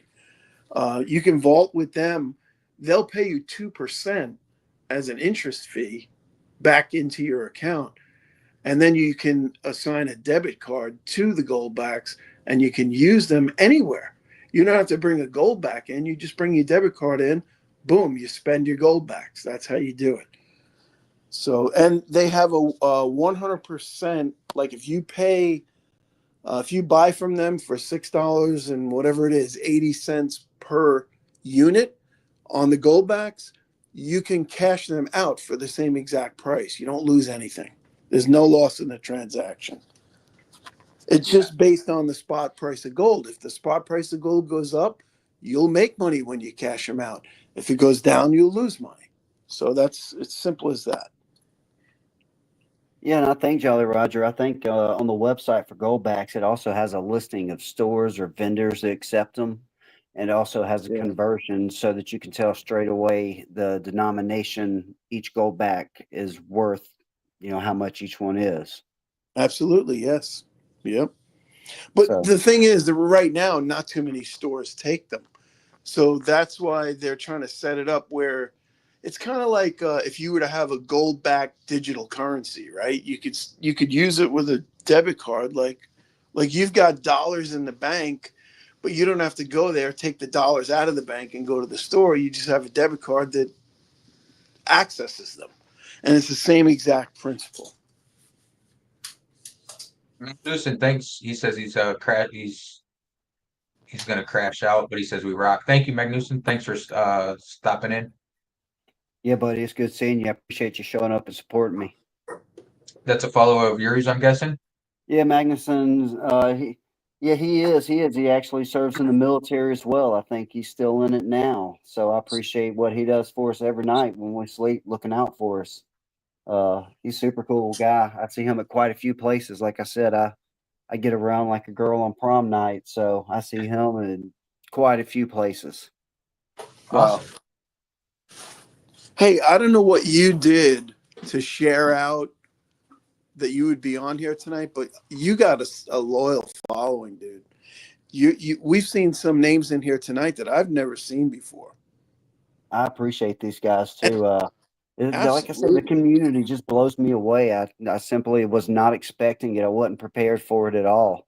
Yeah. I started making the videos, and like I said, I wasn't doing it for followers. I wasn't doing it for views. I wasn't doing it for fame. I was just doing it to try to show the family. And I've just met some really cool people along the way. Like Jolly Roger AR, he's actually Chef Brian. He's got a channel with about 500 plus viewers, subscribers on it.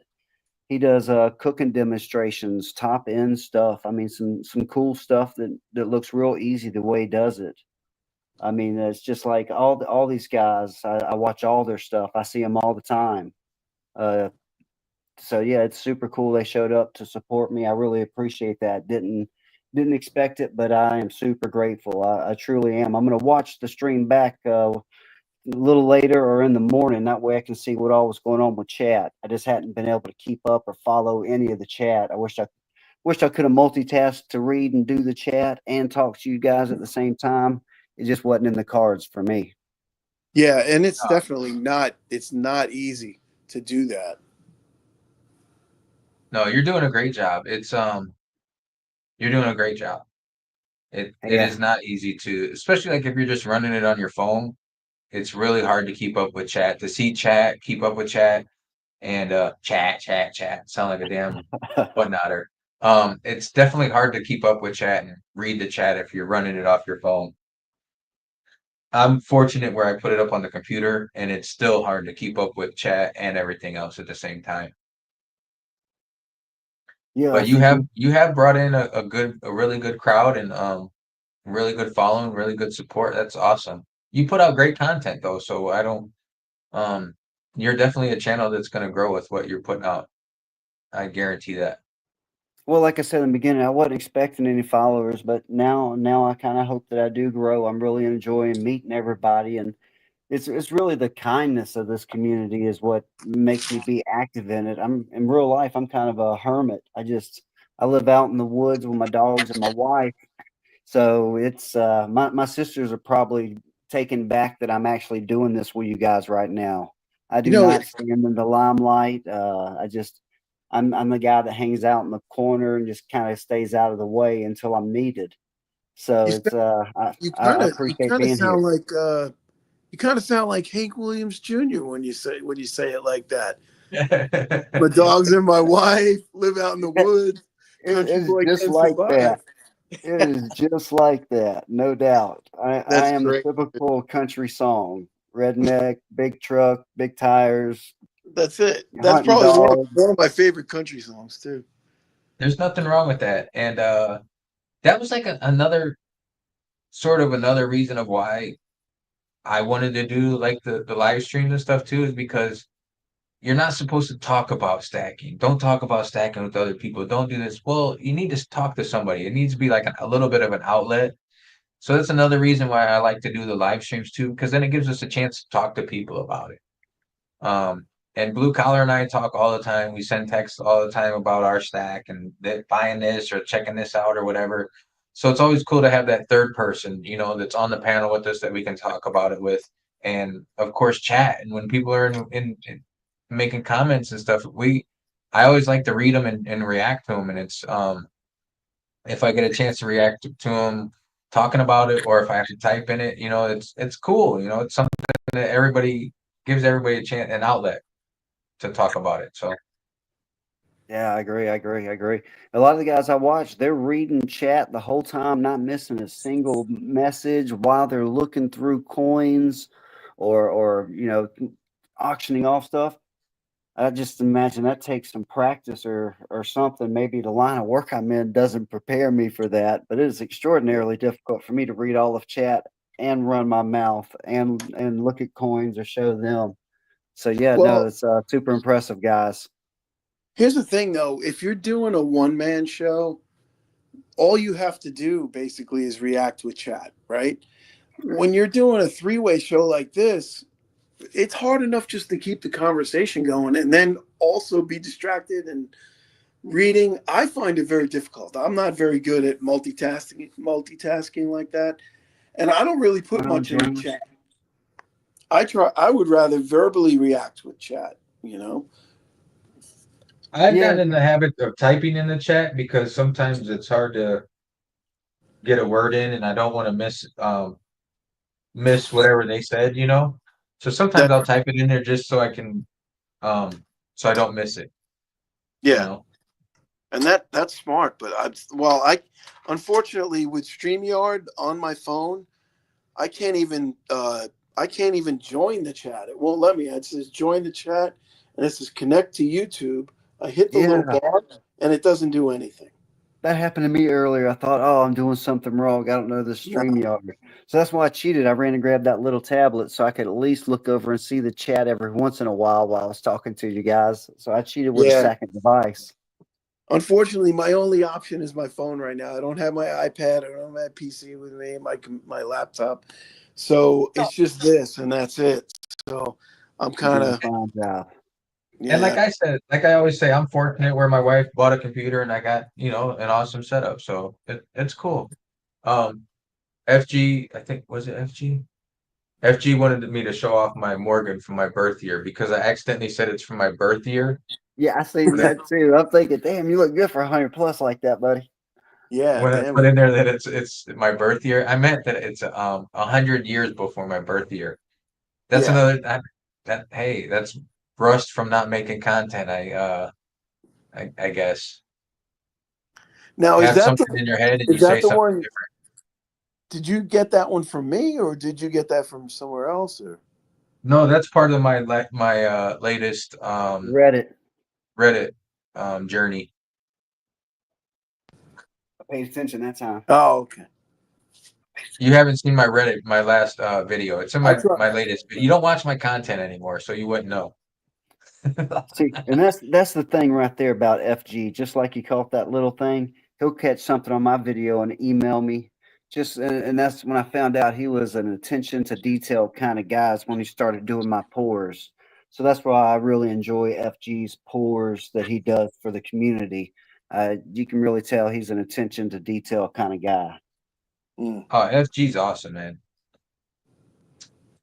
Born Hunting says, "What is the support for the dip if interest goes up?" I don't know. You guys Wait, want to take on that? what was the question? I'm sorry. What is the support level for the dip if interest goes up? Like, how far do you think it's going to drop? What Oh, is it so at in now? other words, if interest rates go up, Right. oh, sheesh, I don't know. I mean, we're I'm sitting at 36.43 right now for silver. I'm amazed it didn't go back down below 36 and it's been holding as long as it has. I thought last yeah. Friday it was going to drop back down below 35.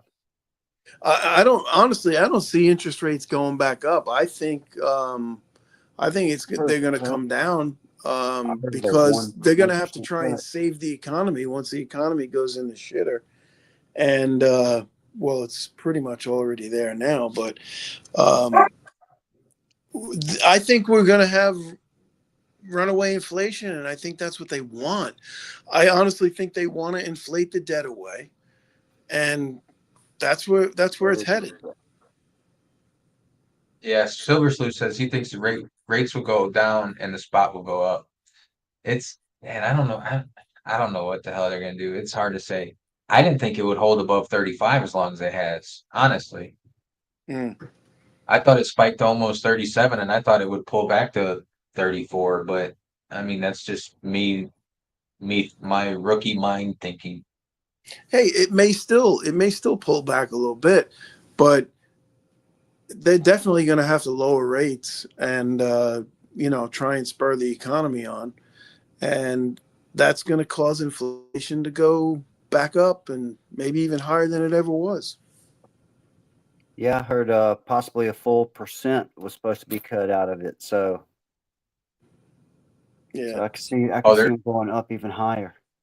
Yep. Like you Sleuth said, says nobody's talking inflate about the them debt going away. down. Definitely time to get some. Well, you think, yeah, I haven't followed that part too much.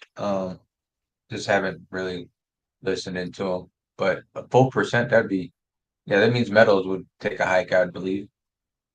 yeah. And Well, it's possible. Silver Sleuth kind of agrees with what I said. He said inflate the debt away, reset the dollar, but he says steal the little guy's precious metals. And I've kind of had that thought too. It's like, how are they going to do that though? How are they going to accomplish that? They're going to make it. They're going to make the coin shops go away. They're going to make it impossible for us to sell it. He also said U.S. Can't afford higher interest rates. That's for damn sure. People Yeah. can't buy Right? houses, they can't buy cars, they can't buy shit right now. Yeah. I can't Well, guess a day there's been a away. lot of people that have been talking about this for years. You look at Mike Maloney. If you guys follow Gold Silver channel on YouTube, Mike Maloney has been talking about this for 20 years. Peter Schiff is another one. He's been saying it too. He's like, you could eventually he's going to be right because there's no other way for it to go. Inflation is going to run away, the dollar is going to go to shit, and we're going to have to start over. And that's just the way it's going to happen. Stewart says, is 35 the new floor? It might be. I don't know. Psychologically, that feels like the number that everybody was thinking they needed to break through. So to fall back, it feels like the same number would stand to reason. Yeah. Yeah, no, it's just going to keep going up. I mean, I don't know. Usually when I start thinking that way, I start second guessing myself, and I'm thinking, once you start thinking that way, then it's probably what's going to happen is the opposite. But I don't know. Cartier says we're going to hit 40 before the end of the year, but when it drops, it won't go too far. Probably about $38 silver is like gas prices. It keeps going up, but never goes back to the low. Yeah, I mean, it's interesting times we're in right now, that's for sure. And I think with all the stuff overseas, that's what's caused gold to run up a little bit more. What was it, yesterday, I think? And I don't know. John Jacobs, welcome in. Good to see you. That's another new name. I haven't seen John Jacobs. I know Stuart, him. welcome in as well. Stuart just joined us recently, I think. Yes, sir. He's a scholar and a gentleman as well. Yeah, whatever happened to the Silver Sleuth says, or they could find the Fort Knox gold, revalue it extremely to cover debt without inflation. Whatever happened to the talk about Fort Knox? That just went right out the freaking window. Now it's Nobody's back in talked the about news. that a long time, right? It's back in the news. They're talking about passing a bill that makes it so it happens. I think they actually might have passed that bill. So they're going and they're doing an essay, and they're going to do an essay test at all the mints, not just West Point or what have you. They're going Denver, New York. They're going Philadelphia, doing an essay test on all of them. Their concern is that a lot of constitutional 90% was melted down, and they don't think it was purified as well to 995 like it's supposed to be held in there. So that's one of the things they're thinking. So I have recently, within the last week, seen that. I might be wrong, chat. You have to back me up, but I'm pretty sure that they were passing a bill that's going to make it so an essay test is going to happen everywhere. Yeah. Well, Yeah, it's like about time, Silverstone really. said, 22K. Yeah, I mean, eventually they have to, right?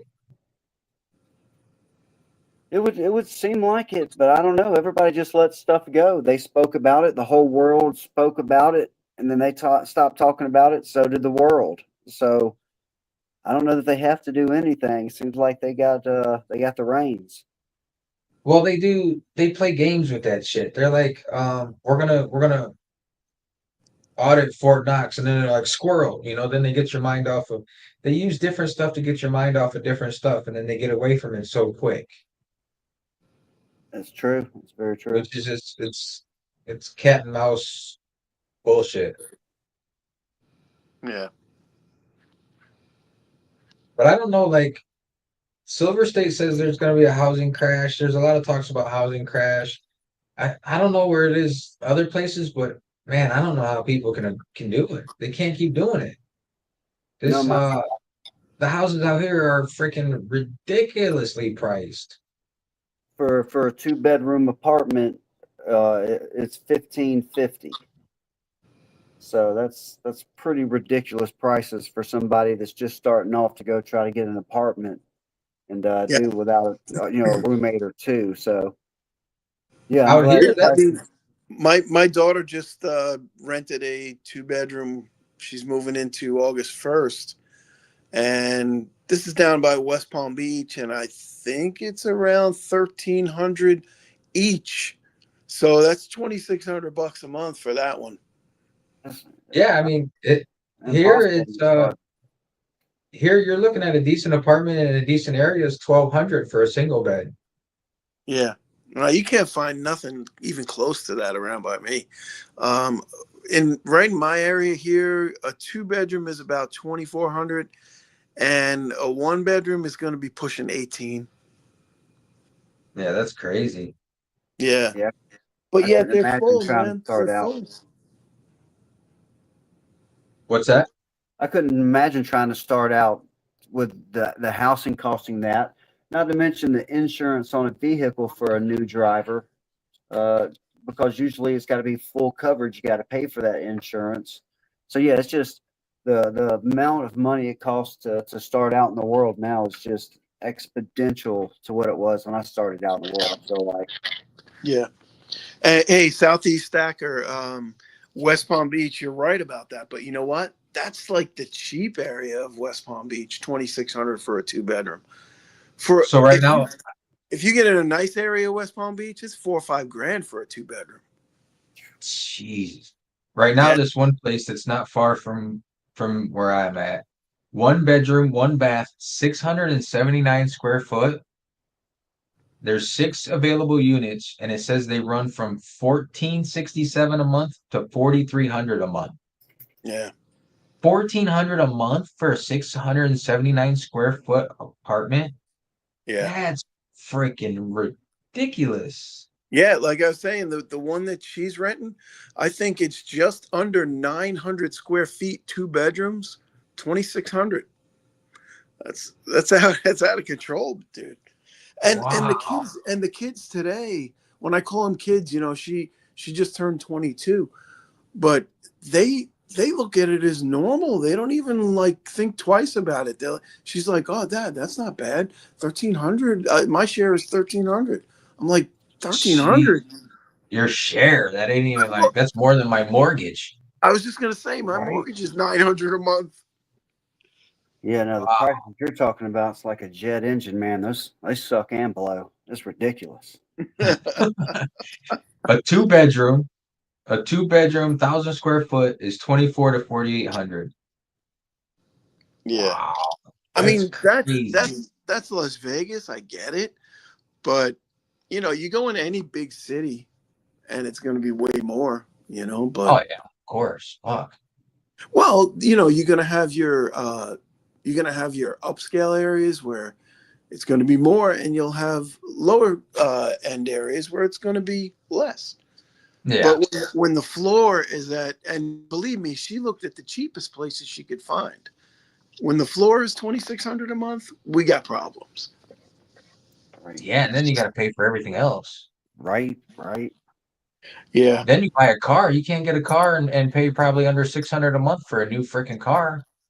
Right. Well, fortunately for her, she drives the car that I provide, but um, you know, I don't know Well, how much there- longer that's going to go on. I mean, she can keep it for as long as she, wants to, but eventually she's going to need a new car, and eventually she's going to have to pay her own insurance. But hopefully she's going to be making more money, so we'll see how it goes. The Yeah, humble that stacker insurance says the is median good. house there is 800K. Yeah, That's that's pretty a, good. AGAU says not can't buy anything under 500. Silver Sleuth says Hawaii, yeah, entry level condo is 450. yeah. I'll stick to my cabin in the woods for these prices. I'm quite content here. Hey, Yeah, you're living the as life, well you brother. should You got be. fucking, you're living the life, man. I'd love to be where you are. I would love it. I You appreciate go you. out and shoot in your own property, have no neighbors, no bullshit. And man, I would do it in a heartbeat. Only issue we got around here is bears, and my dog keeps barking like one might be outside sniffing my trash, to be honest. Uh-oh. So yeah, now I got a couple videos that I posted that's got the bears on it. I got 3 of them that come around. I've only had one here in the last couple weeks that's been up here hanging out. They're kind of like big raccoons. They just want something to eat. If they see you, they want to run the other way. So they're So not too much trouble. is it like where you can't leave like food and stuff in your car then? Oh yeah, I wouldn't advise that at all. Yeah, no, that's what the bears are wanting. They hang out at the house because there's a lot of fresh ferns by the creek, so I think they eat those ferns. And I got blueberries that they want to eat on, some strawberries they want to eat on, and the trash. They just anything that's got a little bit of food in it they're after. So if you leave something in your car, it's quite possible that it's going to be scarred up when you go outside from them trying to open it up. Actually, actually pay a little extra money on my old Chevy truck I got out there. That's for vandalism in case something crazy like that happens. It pays for like if a riot was to happen and I was to go through it. But the same with the bears tearing the doors up, trying to get in, or popping a window, trying to get in to get something to eat out of it. So yeah, the bears definitely will get in your vehicle or in the house if there's not somebody inside of it. If they're hungry, they're coming for it. Wow. Yeah, because we went to Lake Tahoe one time and they're like, don't even leave like Tic Tacs in your car.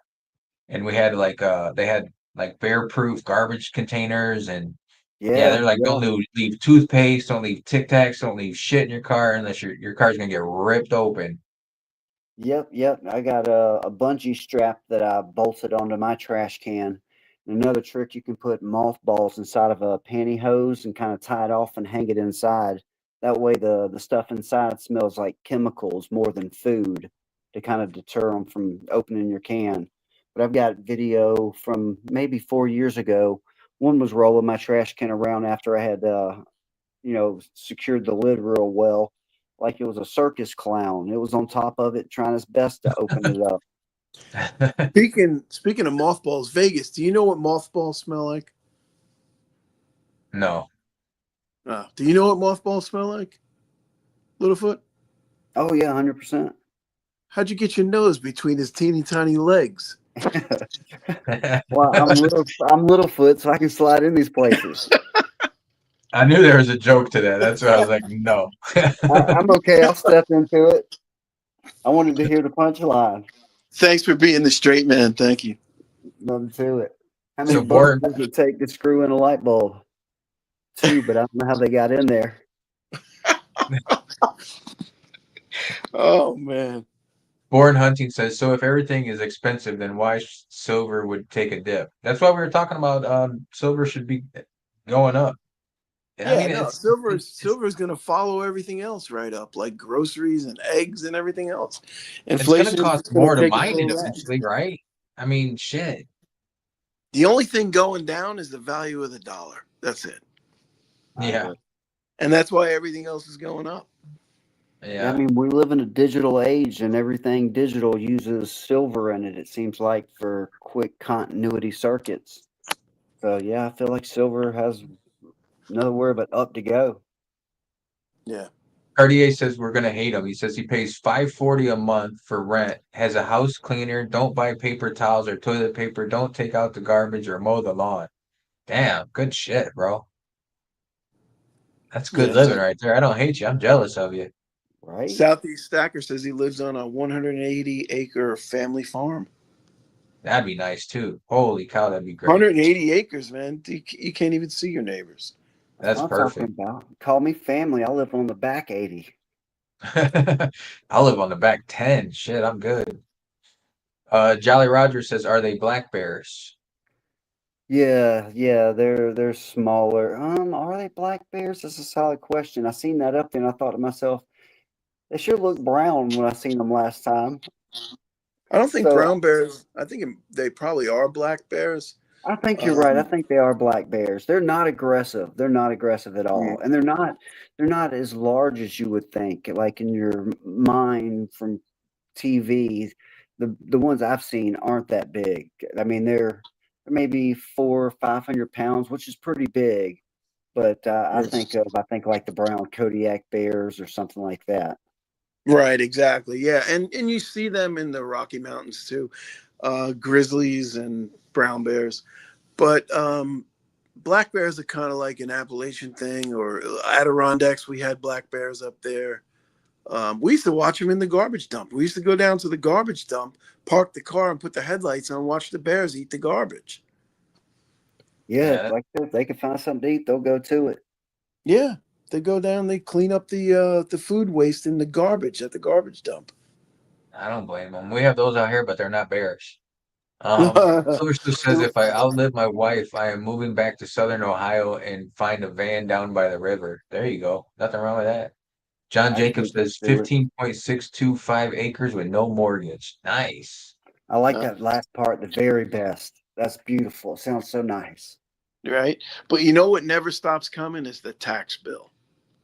Right, Yeah. right. If we could figure Right. that out, like once you pay your property off and you own it and you actually owned it and you didn't know the government money every year, that would be nice. Yeah. That'll never happen though.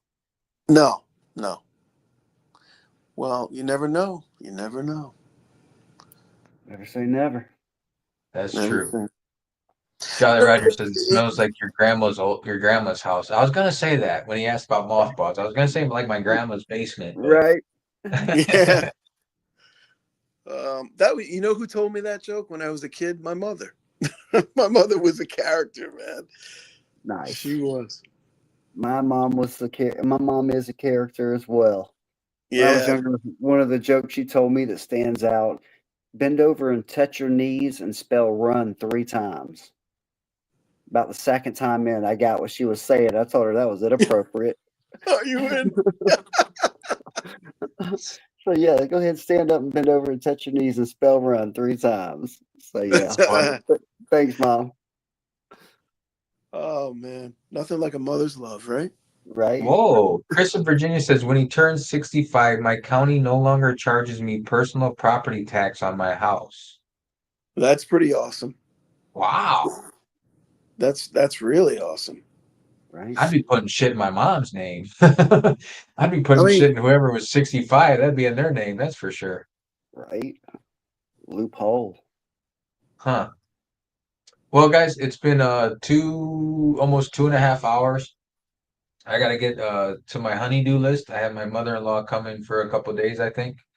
So I gotta get some shit done around here, some more shit. I gotta fix my printer. And I appreciate everybody in the chat. Littlefoot, thank you so much for being on here. Thank you so much for bringing all your followers with you. You are an excellent member of the community. You put out excellent content, and keep up the good work, man. Hey, I appreciate you guys having me on, giving me the opportunity. And I appreciate everybody in the chat showing up.